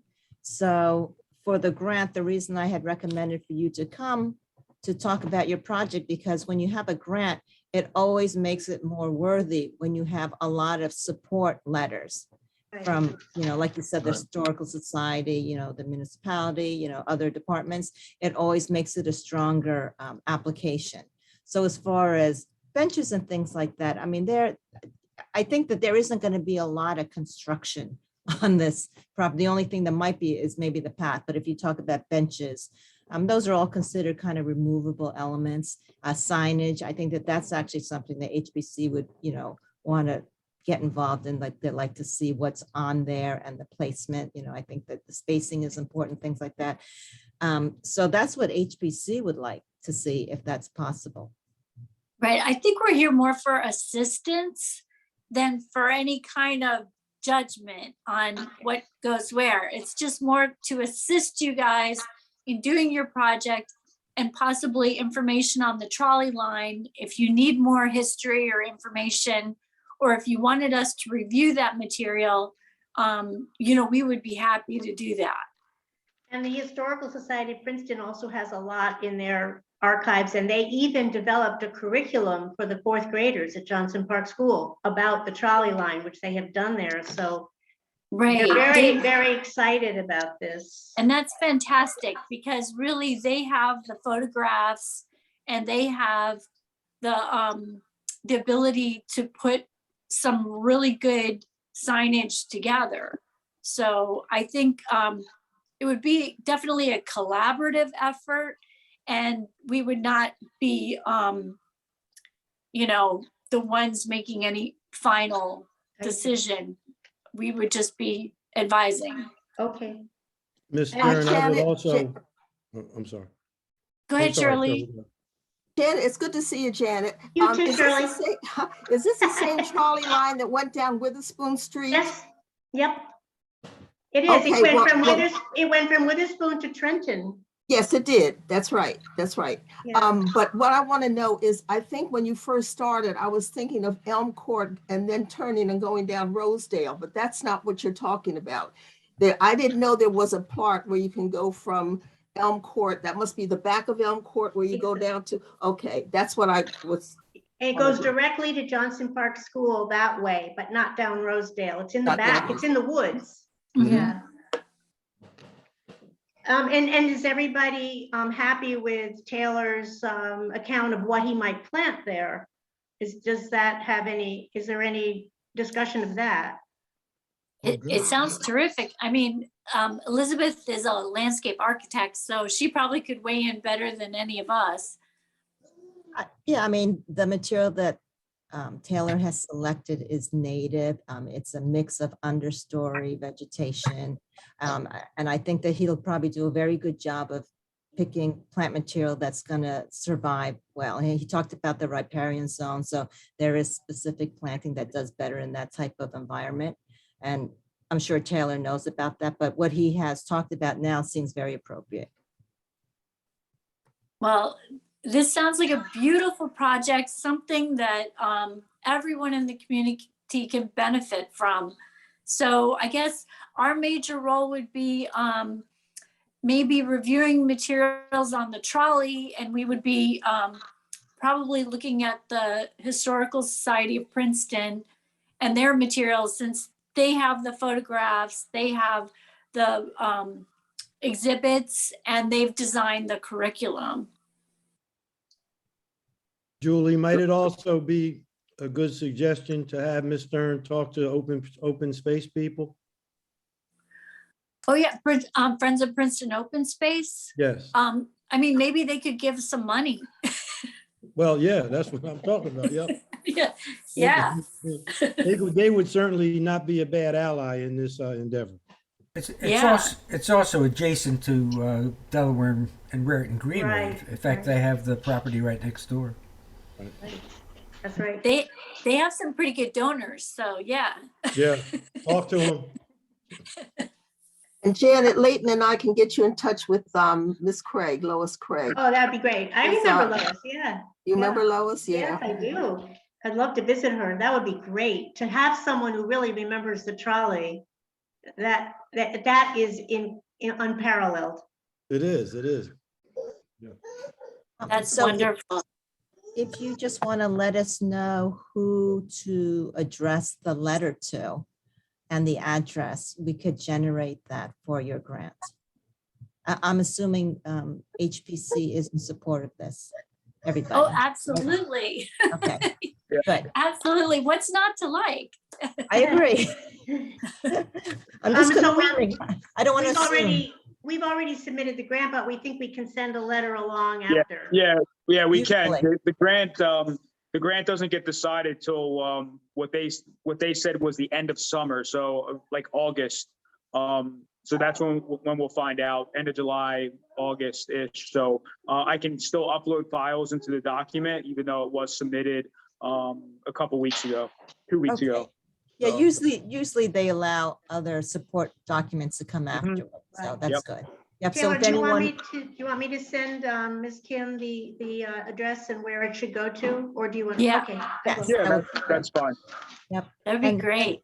and Janet, I think that you said that you also had like a little history narrative too that you wanted to forward, that I could share with the HPC, Oh, right? yeah, I'll send that to you. Yes, of course. That'd be great. Perfect. I was taking it from various sources that I read, but now that I've walked all the other trails, I've learned more. Okay, good.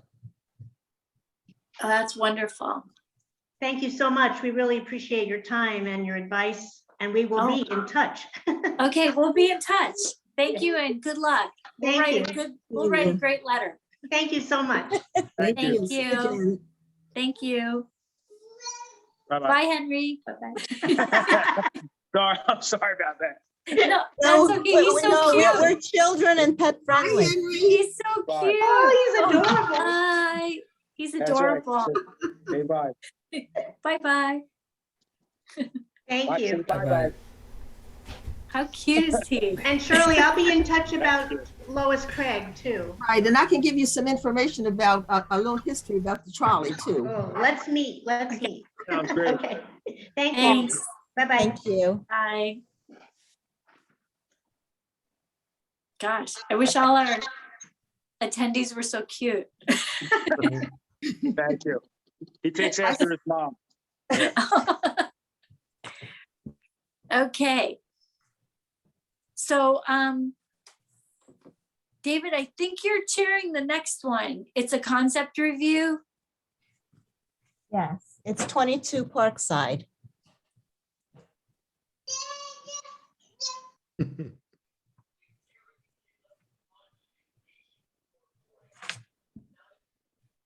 And was everyone able to see the PowerPoint presentation that was on the web link?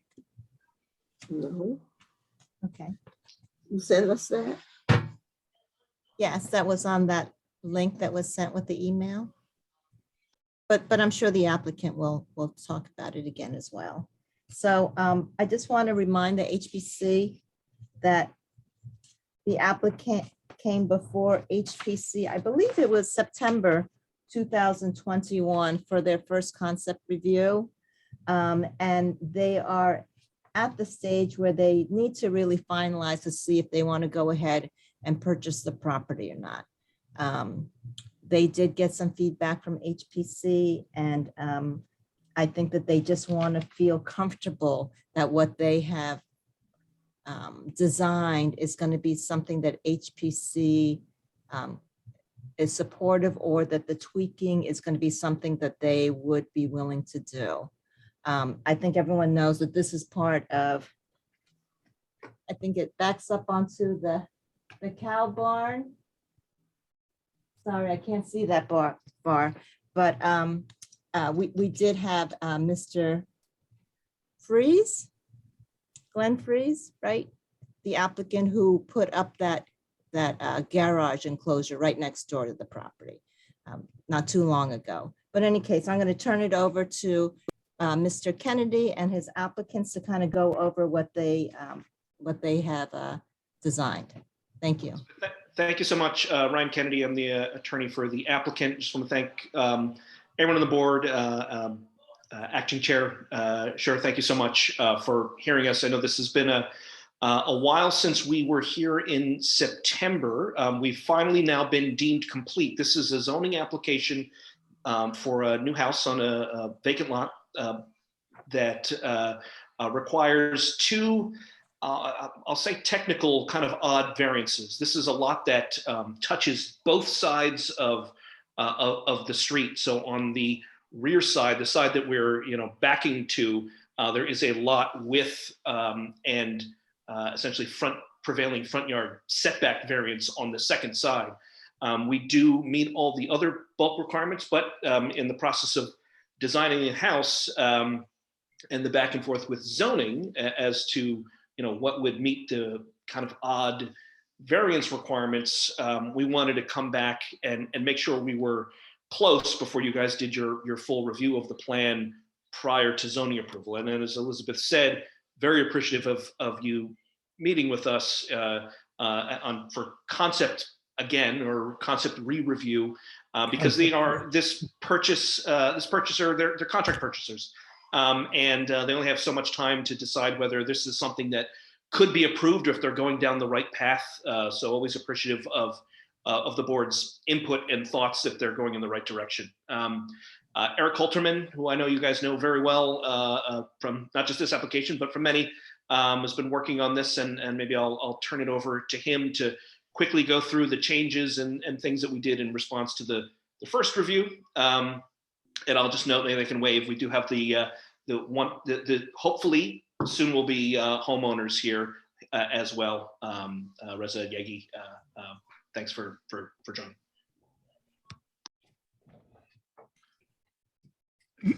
Elizabeth, so I'm Eric Holterman, the architect for the project. Elizabeth, would I be able to share the screen from my desktop? Yes.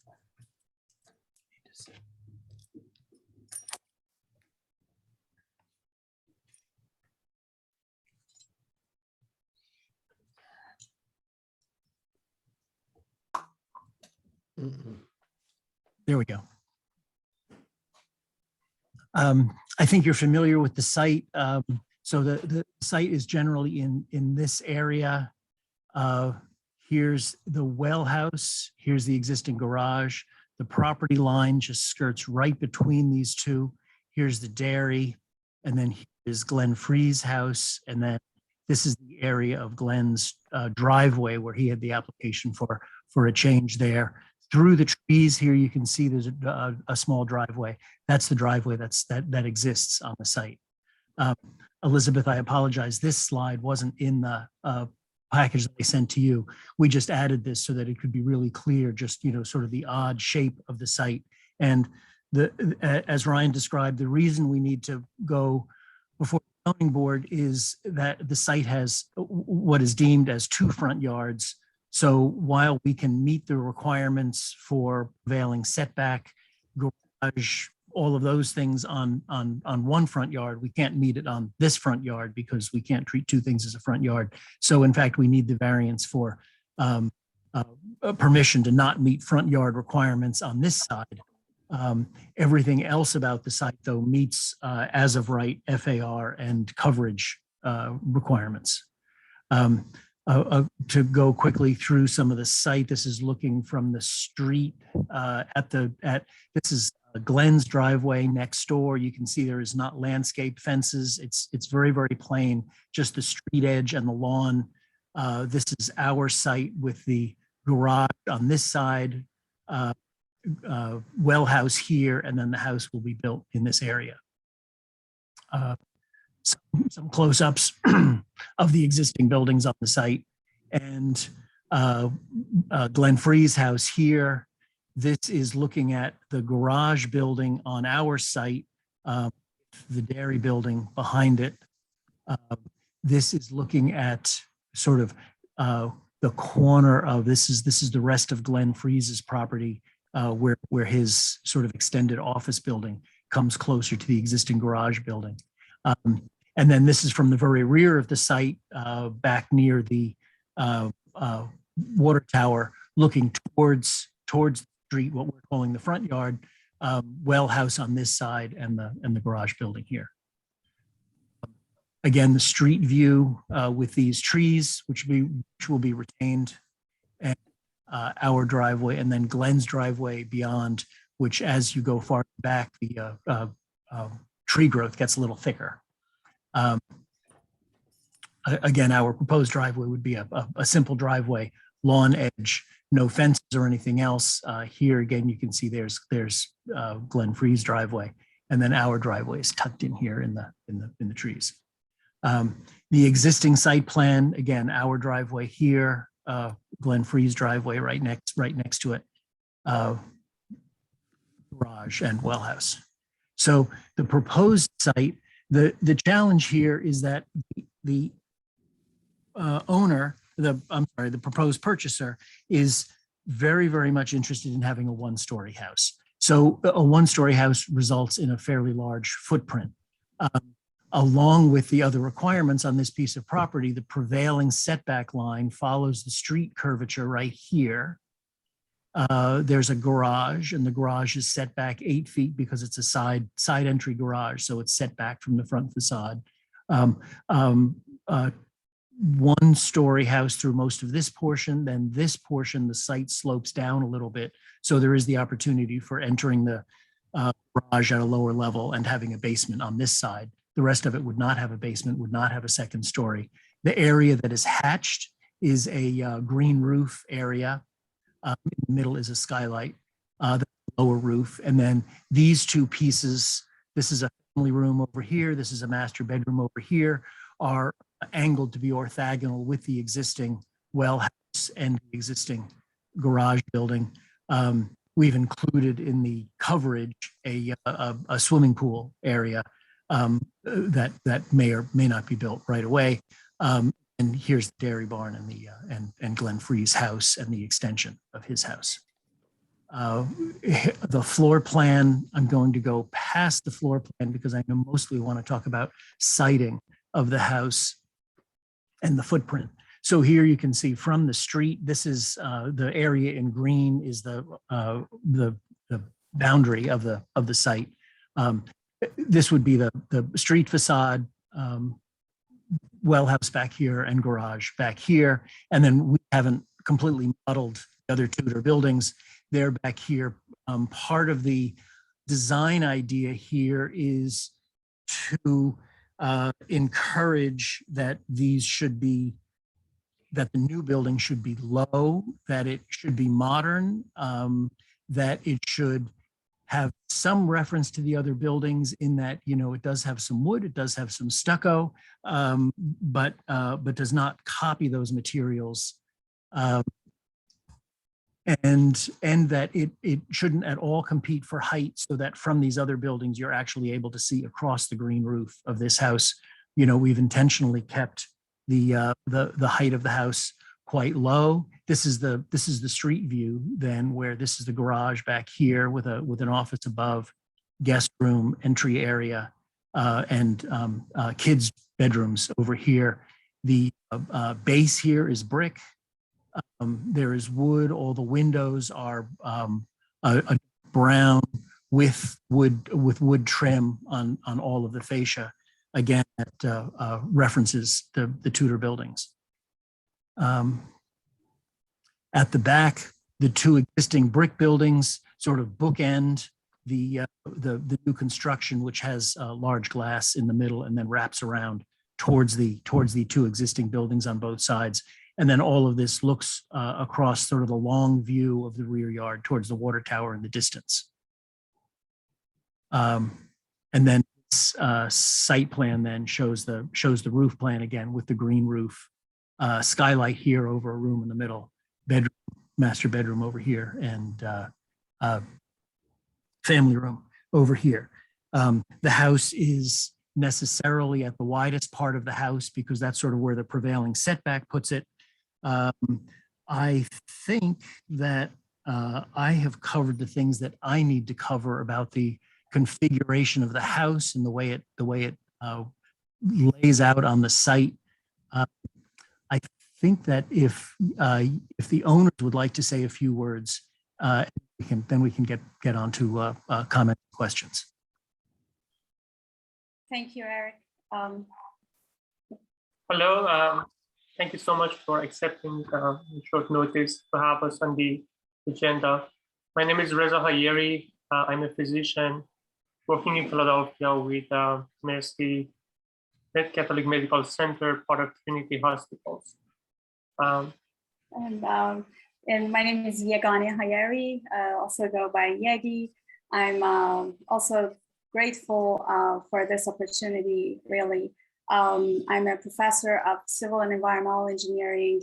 I work, my research specialty, just worth mentioning, is in sustainability and resiliency. It's been for a number of years, hence my push for the green roof here with Eric. And I grew up with two parents, both architects, and again, our desire, strong desire to be part of this, beautiful historic district next to these two beautiful buildings, and preserving them, enjoying them, and just being a part of it. So that said, we have a family of 5, 2 children, and my mother living with us. As Eric mentioned, we are pretty open and looking forward to hearing comments. If the board has anything to say about the exterior, the sense of harmony or compound between the design and the design of this house and the surrounding building. But our main concern here is the footprint and siding of the house, because it is our absolute desire to have a single-story house. We cannot have, for a multitude of reasons, we cannot have a 2-story house other than the small portion of the house, which is on the top of the garage, as Eric mentioned, that goes up to 2 offices. We cannot have a 2-story house, so we want to build a single-story house. So if the board strongly feels that having a single-story house with given the offsets and setbacks and all the limitations that this lot gives us is a no-go, we feel that there is no reason for us to push forward with this lot beyond this point, and we should stop here. And this is the reason that we were really like we were asking for this meeting before March 1st, which is our due date for purchasing the lot. Thank you so much.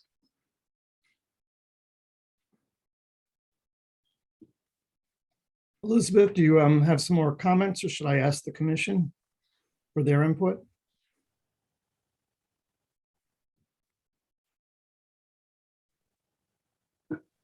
Elizabeth, you're on mute. Unmute. Sorry. Yeah, I happened to go into the file to look to see when their concept review was previously, just to get that date reference. And I did look at the old concept review, which at that point they did have a 1-story that had a small portion of a 2-story too. It was cited actually not so much in the middle of the lot as it is now.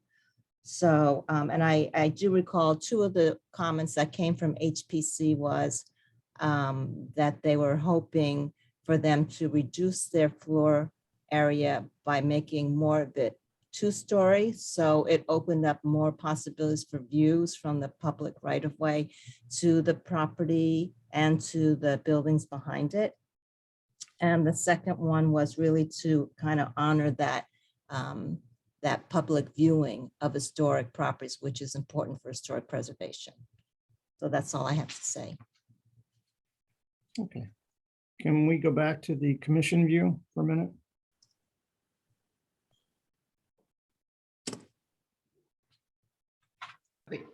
Here we go. So who would like to start with some comments? I just have a quick clarification question. Can you remind me, what is the grade generally of the property? I appreciate the one-story element. From the property below it, I suppose it's going to be slightly higher and in their view as well. So the site slopes off a little bit, actually, towards the garage and Glen Freeze property. And I'd say the drop is about, half of a level. It's about 4 feet. We don't have a full survey, but it's it's approximately half of a level down. And that's why we were able to put the garage on that side. Understood. Okay, thank you. So the garage and the studies above them are sort of a split level from the main floor for the house. And that's how we're able to sort of keep the roof low all the way across. Understood. So the driveway runs down a little bit back Correct. to the garage, I guess. Yeah, it does.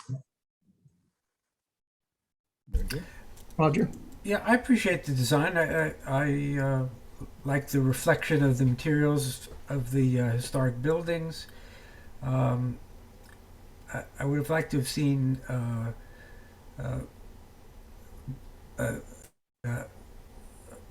view of the buildings behind the design in some kind of relief, but just to see how it looked in total. But I'm generally favorably inclined toward it.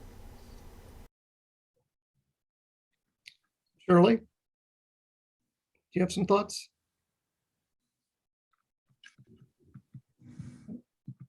I thought I saw your hand up a minute ago. Unmute, Shirley. All right. Meanwhile, Julie, do you have some Yeah. comments? Well, I mean, I think it's beautifully designed. It's a house I'd like to live in. It's really, really pretty.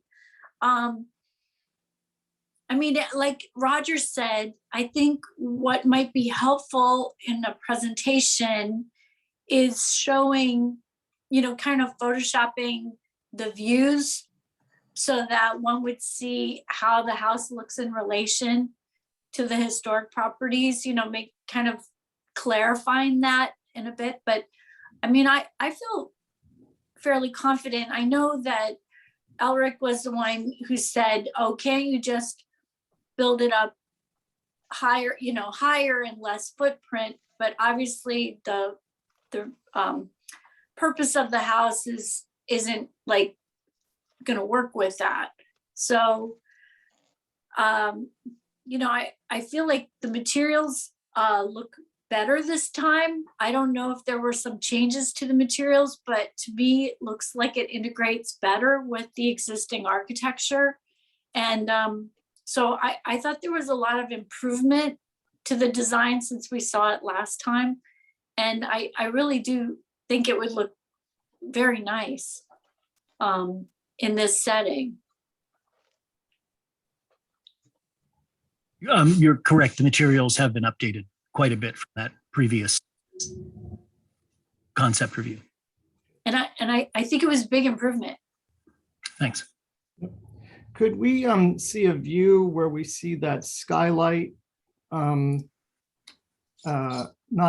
in plan, but in elevation, somewhere where you're seeing it and you see the house and the skylight? Because I just have one question about that.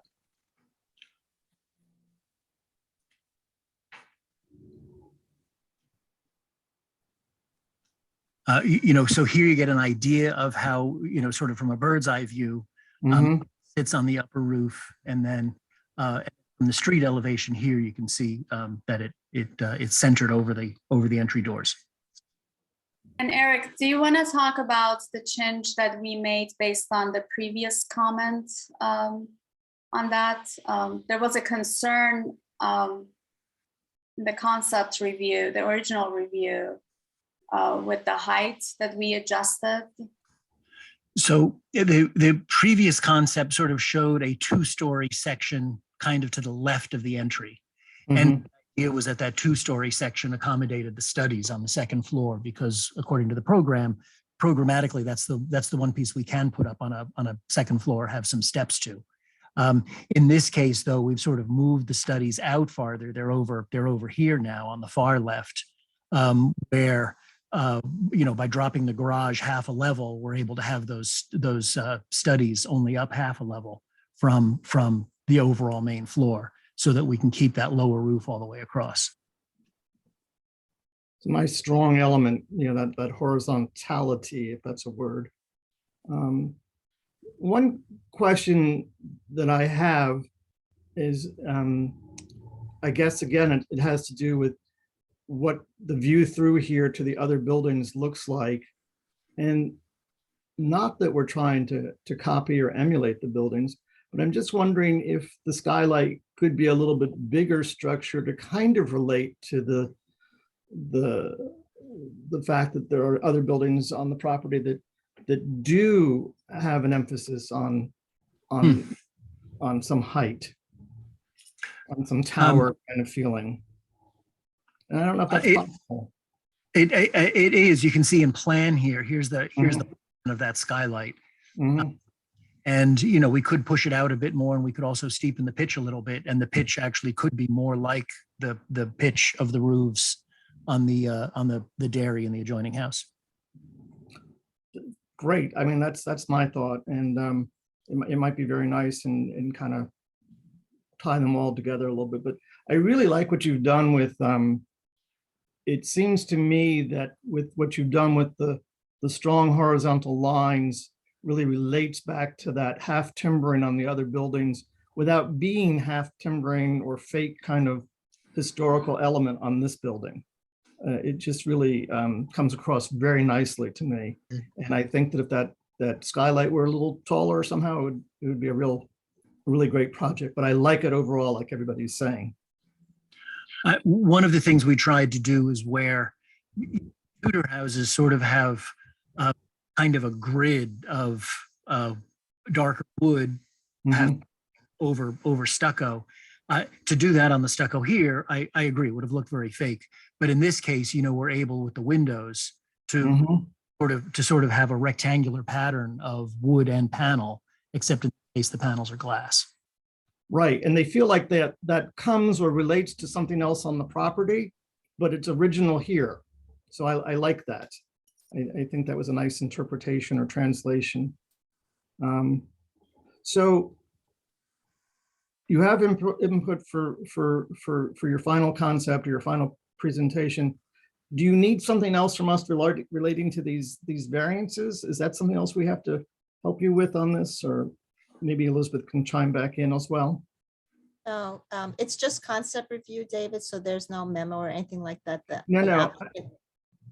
I understand that. It's just, is there anything that they need that we can say, gee, it really is a hardship, they need to be allowed to have that, or anything like that right at this point? I mean, no. And also, if you recall, concept review is non-binding. So I think for us to write a memo would not be that, but I think it was more for their peace of mind to see how the HPC was going to receive this, for them to determine whether they want to go forward or not with the purchase. Again, Linda, we didn't, thank you, Ms. Kim. So we didn't, we just wanted to make sure that there is no, like if all of you would have come to us and say, this is a no-go, this has to be a 2-story house with the layout of the lot. And if you want to have the size of the house, this footprint could not could not happen. It has to be a second story house, which, you know, if I'm allowed, I would tell you, like with my background and education in civil engineering, a little bit of that I know about buildings and, you know, my parents' background and the input that I'm getting, if anything, I do not want to cover the view that the Tudor house behind us, the beautiful dairy barn, is not such a tall building. So I would kind of like hate to block that building with a two-story house, but that's just my personal opinion. But if tonight the board would tell us that no, you know, a single-story building right now, you know, what we're seeing is absolutely a no-go, then we would know that, you know, we cannot move forward with this. What we are hearing now, fortunately, does not sound to us like that's the case. So we just wanted to have a little bit more peace of mind, as Ms. Kim mentioned. Right. I wasn't thinking we could write anything. I wasn't inferring that at all, Elizabeth. I just didn't know if there was any other complication that we could foresee now and help them with. But I think that I think as what we see here, and I didn't hear from Shirley, but I think you have the consensus that we're good with this. Would that be correct? You want to go around the room? Muted. I like the house. Good. I'm okay. I would say our ordinance specifically mentions that you know, modern houses in historic districts are fine if they reflect the historic district, and I think this is one of the more successful renderings of that I've seen in my years on the commission. Frankly, I think it really pays attention to the historic buildings and does it in a very aesthetic way. Good. And I'd just like to add that I think there were significant improvements from the concept review back then till now. I think there's been a lot of really excellent improvements. Thank you. When's the housewarming? We'll make sure to send the invitation out. Good. Thank you So- again. Thank you so much for giving us the opportunity. We're grateful. Thank you. Well Good done. luck. Thank you. Okay, thank you very much.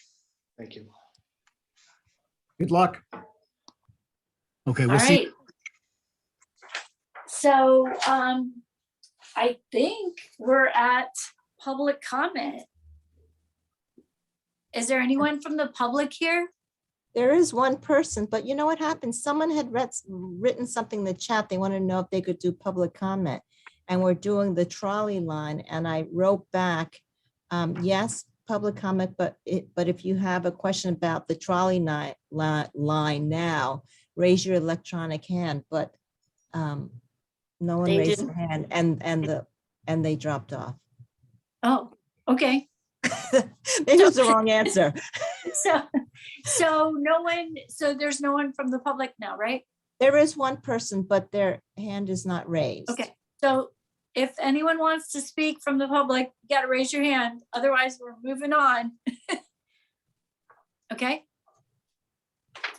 Okay, so we've got staff reports and member reports, and then we're done. Did you have anything, Elizabeth? I didn't. Thank you. Okay, I mean, my big announcement is just that our next meeting isn't until March 21st. In the meantime, there's a couple of zoning board meetings you can happily attend. There's planning board meetings. I'm sure you can go to council meetings and see Layton. There's lots to do. The commission should know that there is a new university project coming in, the residents. What's it called? Haltner? And I think that it actually is in the recommended district, but I actually have to double check. I mean, they talked about it and I know that I had talked to planning about it. You know, it's always hard to determine what those boundaries are within the borough. So I think I just have to give it another look just to make sure that it is in the recommended district. It's really in the center of the residential campus that they're putting in. Julie, did you say March 21st or 24th? I thought you said 21st. 21st. Oh, good, said because I was the going wrong to say date the 24th first was not time. on a Monday. Okay. Yes, Thank thank you. you. Are you talking about Hobbs College, the new college that Yeah, they is it- presented it at the planning board? Mm-hmm. Yeah. Yeah, that's a big project. I had a quick question about the Witherspoon reconstruction. I mean, that's going full force in terms of infrastructure, utilities. If you've been downtown, it's been blocked off a couple of times. I don't think the commission has ever seen any kind of final plan, or I don't know if there is a final plan. I don't know if the subcommittee has seen anything. I just would like a status report on that, because I'm a bit concerned about how things were left. We were involved fairly extensively at one point, and then it just seemed to go away from us. And I've expressed that in a couple of emails to people in the last month or two.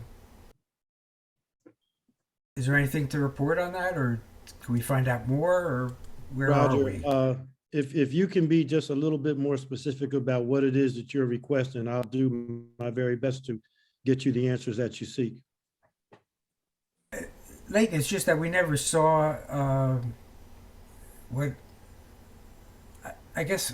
Let me put it this way: all I've seen is like an overhead final plan, and I was just wondering if there's anything more in terms of a streetscape view, what it's going to look like, in elevation from the street. From my point of view, it's been mostly an engineering project, and I admire all the time and energy that has been put into this to jump through all the various hoops that had to be jumped through to get to where we are today. But from a design perspective and the historic perspective, I just don't know if we've closed the loop on that. Okay, I promise, and I won't wait until March 21st to get back to you and the rest of the members, on this call. My sense is, and I have not been intricately involved in this part of municipal business, and I am new to being a council person, but my sense is, and I will just say that things are very much still in the engineering process, and what's going on underneath, in particular, the top part of Witherspoon Street, what is going on underneath the ground between Witherspoon Street and Paul Robeson Place, and working with the contractors that are doing that underneath work now. Now, I might be wrong, but I don't think there's been much talk, if any, about design that will not be given over, I think, to the general public for conversation. But I will get back to you on that. But as far as I know, I think everything right now is underground. I don't think there has been any hard decisions made with regard to the streetscape at street level, let me say it like that, other than they do, or we would like to get more walkability, but still have traffic coming down Witherspoon Street. That's what I do know to be, I believe, factual. And certainly, Julie, if you please weigh in if you know more or can qualify what I'm saying, and Elizabeth, to you also. I'm not trying to be evasive, and I will get back to you with some real answers, but I don't think I'm far from wrong on what I just gave you. Yeah, that's fine. I mean, one of the things I pointed out, I think, to a couple of people, is that when Crown Castle comes in and wants to put a cell phone repeater, a DAS node, they give us like multiple photo sims of what the streetscape's going to look like, and where the trees are and the signposts are, if they're going to put a new pole in. And we haven't seen any level of detail like that in terms of how the engineering piece is going to fit in with the facades and the street view from the sidewalk. We have a sense that there's more green space. Yes. There's going to be more environmental features for water control, for stormwater management, but just sort of a sense of the overall design has not been made apparent as far as I'm concerned. That's all. Well, So I think that actually, sorry, Leighton. I promise to share your concerns with the appropriate people. I will. So I think that what Roger is talking about and what Leighton you're talking about is kind of two different things. So I believe that Roger is talking about this phase one, which is a section from Nassau Street to Green Street. Mhm. And then Leighton, I think you're talking about the rest of the project from Green Street North. No, I was actually speaking about the top of By from- Nassau Street? From Nassau down to Paul Robeson or Okay. to Green Street. But like I say, I'll get back to you, but I mean, I have not seen any renderings like we just saw, for example, of the house we just looked at with regard to what Witherspoon Street's going to look like. And if we haven't seen those renderings, I can't believe that there's been much thought to that given right now from a design, architectural, landscape perspective. I do know in general, yes, they want more green space. They're looking at trees. They're looking at narrowing the driving car-centric portion of it to create more area for dining and walkability. But I think that it's very vague and there has been nothing, I don't believe, shared that would speak to an historical perspective. But I think that time will come, and certainly I agree that HPC should be involved in that discussion. Yeah, I mean, if there is a process and, you know, these things are going to get done in a certain staging, that's fine too. We just should know more about that as well. I completely understand and agree. So my understanding is that the project is already out for bid. That's what I understand. But And we did we ever get confirmation that, number one, that they could move the traffic signal away from the gate? They were gonna move the traffic signal across the street, right? Right. On Nassau Street, so that you wouldn't Yeah. have a traffic signal blocking the view of Fitz-Randolph Gate. Yeah. And then where they were gonna put the black box, that was still up in the air for the traffic signal. I mean, there were a lot of things Right. that we've never had confirmation on. If we haven't heard about the State Historic Preservation Commission, or Preservation Office, if they've weighed in on this, we don't really know. Right, yeah, and I didn't hear back because I think the last meeting that we had with the subcommittee really talked more about the materials, right? I think it was in person in the conference room. We talked about some of the materials. They talked about not being able to use the granite curbing because they felt it would not work with the grade. I think it was more about materials than it was those other details. But Leighton, I think the latest meeting that we had, I believe that engineering had said at that meeting that phase one is out to bid and they expect them to be receiving those bids shortly. Okay. That's what I recall hearing. All right, was but- that meeting during this year, Elizabeth?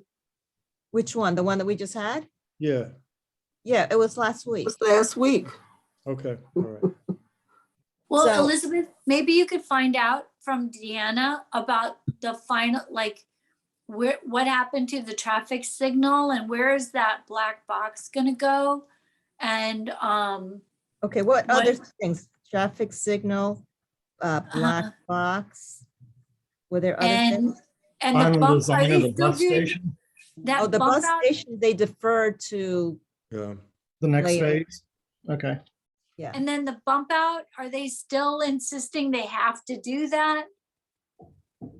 I think they are. I think that HPC kind of, I mean, they said they had to do right. the bump out. But then what happened is things changed and it never comes back. Like they were narrowing this, they were narrowing the street more. And then the state said, no, it had to be a certain width. And then they changed that. Right. And then they took all the stormwater plantings, they took them all out. So now they only have street tree grades. And I See, And I didn't know that until we saw design. I was like, what happened? This looks so different. And then they took out all of those, like, you know, those, the parking area that they would kind of like come in and out. So they made it more linear. So, I mean, Well, like, sometimes you go do to you- the meeting, it's like, this looks very different. What happened? So do you think we could get a summary from Deanna or Tejal about what they put out to bid? I mean, what happened? Okay. Yeah, I mean, you're basically underscoring my concern. We Yeah. just sort of seem to be in the dark about this. It may be fine. I don't want to jump to any conclusions, but not knowing is not very reassuring at this point. Yeah, I think it's always kind of a tricky situation when it's a municipal project versus an applicant coming in. Mhm. Yeah, I understand. So thanks, Roger. That's a good point. The other thing is, yeah, there's a whole lot always coming up with the planning board. So I appreciate if anyone wants to alert me on certain things they hear are coming, let me know. We'll try to keep on top of everything. So I think that's it. Much earlier than we thought. Yeah. Oh my gosh. We'll see you guys later. Thank you. Oh, and I think we have a new, Layton, maybe you could help us. There was a guy, Steve Firestone, who wanted to join HBC. We need more people. He was already on other historic preservation boards and he knows his stuff, so he seems Okay. great. And if we could get him approved so we could get another person here, that'd be great. Okay. Can you send me his information so I can make sure he fills out the application online? Yeah, I think he did, but He did? Elizabeth, did you see it? I didn't see it now. Okay. I don't it get came copies from- of them. It came from David Cohen. Okay. So Oh, if you okay, ask yeah. David Cohen, he knows Steve. Yeah, he used to be, he was on Sprab, I believe, wasn't he? Yeah. Yeah. Yes. On a slightly related thing, I have never gotten any official notice about being reappointed. Oh, I So- got a notice for you, Roger. You did? Yeah, I got it from the clerk's office, but you didn't get anything? No. Roger, you're not going anywhere. And Well, they should have had you sign something too, which they typically do. I know. I don't want all my votes invalidated. And I think I'm in the same boat. Was I? No, it was No, I don't think it was your, It was I don't think it Frida. was your term I think yet. it was Frida and me. I think I have a lifetime appointment. Yeah, you do. You do. Pity poor you. Roger, you should reach out to the clerk. Okay, I'll do that. I actually started to compose an email and I thought I'd wait till we met before I sent it. Yeah, it's Dolores in the clerk's office. Tell her that I had gotten a notice from her that you were being reappointed, but you never received any paperwork. Okay, I'll copy you on it too. Okay. All right. Well, thanks, everybody. And Good to we'll see let you all. Nice, good meeting. in March. Roger, can you shoot me an email so I'll have yours? Okay. Bye-bye. Thank you. Stay safe. Have a good Stay one. warm. Oh, We'll wait see a you minute. later. You know what? There's another person that came on. Do you want to ask if anyone has any public comment? Oh. Because we're so early. They Any might other have, public comment? Anyone want to raise their hand? there's two people here. I don't know if they Yeah. came for an application that's already been reviewed or not. Oh, well, we're done. So Yes, we are. if you have any, Peace out. if you have any questions, now's the time. Otherwise, we're gonna go. Nobody's raising their hands? No. And I Okay, know how. all right. Oh, wait, one's I gone. got 2 more meetings. Okay, Okay. thank you. Motion to adjourn? Oh, yes. So Yeah, moved. and I think it's Shirley and Roger. Okay, thank you. Good night. Care. Night. No, see ya. See you later. I know you Bye. guys gotta go. Okay, bye. Thanks. Bye-bye.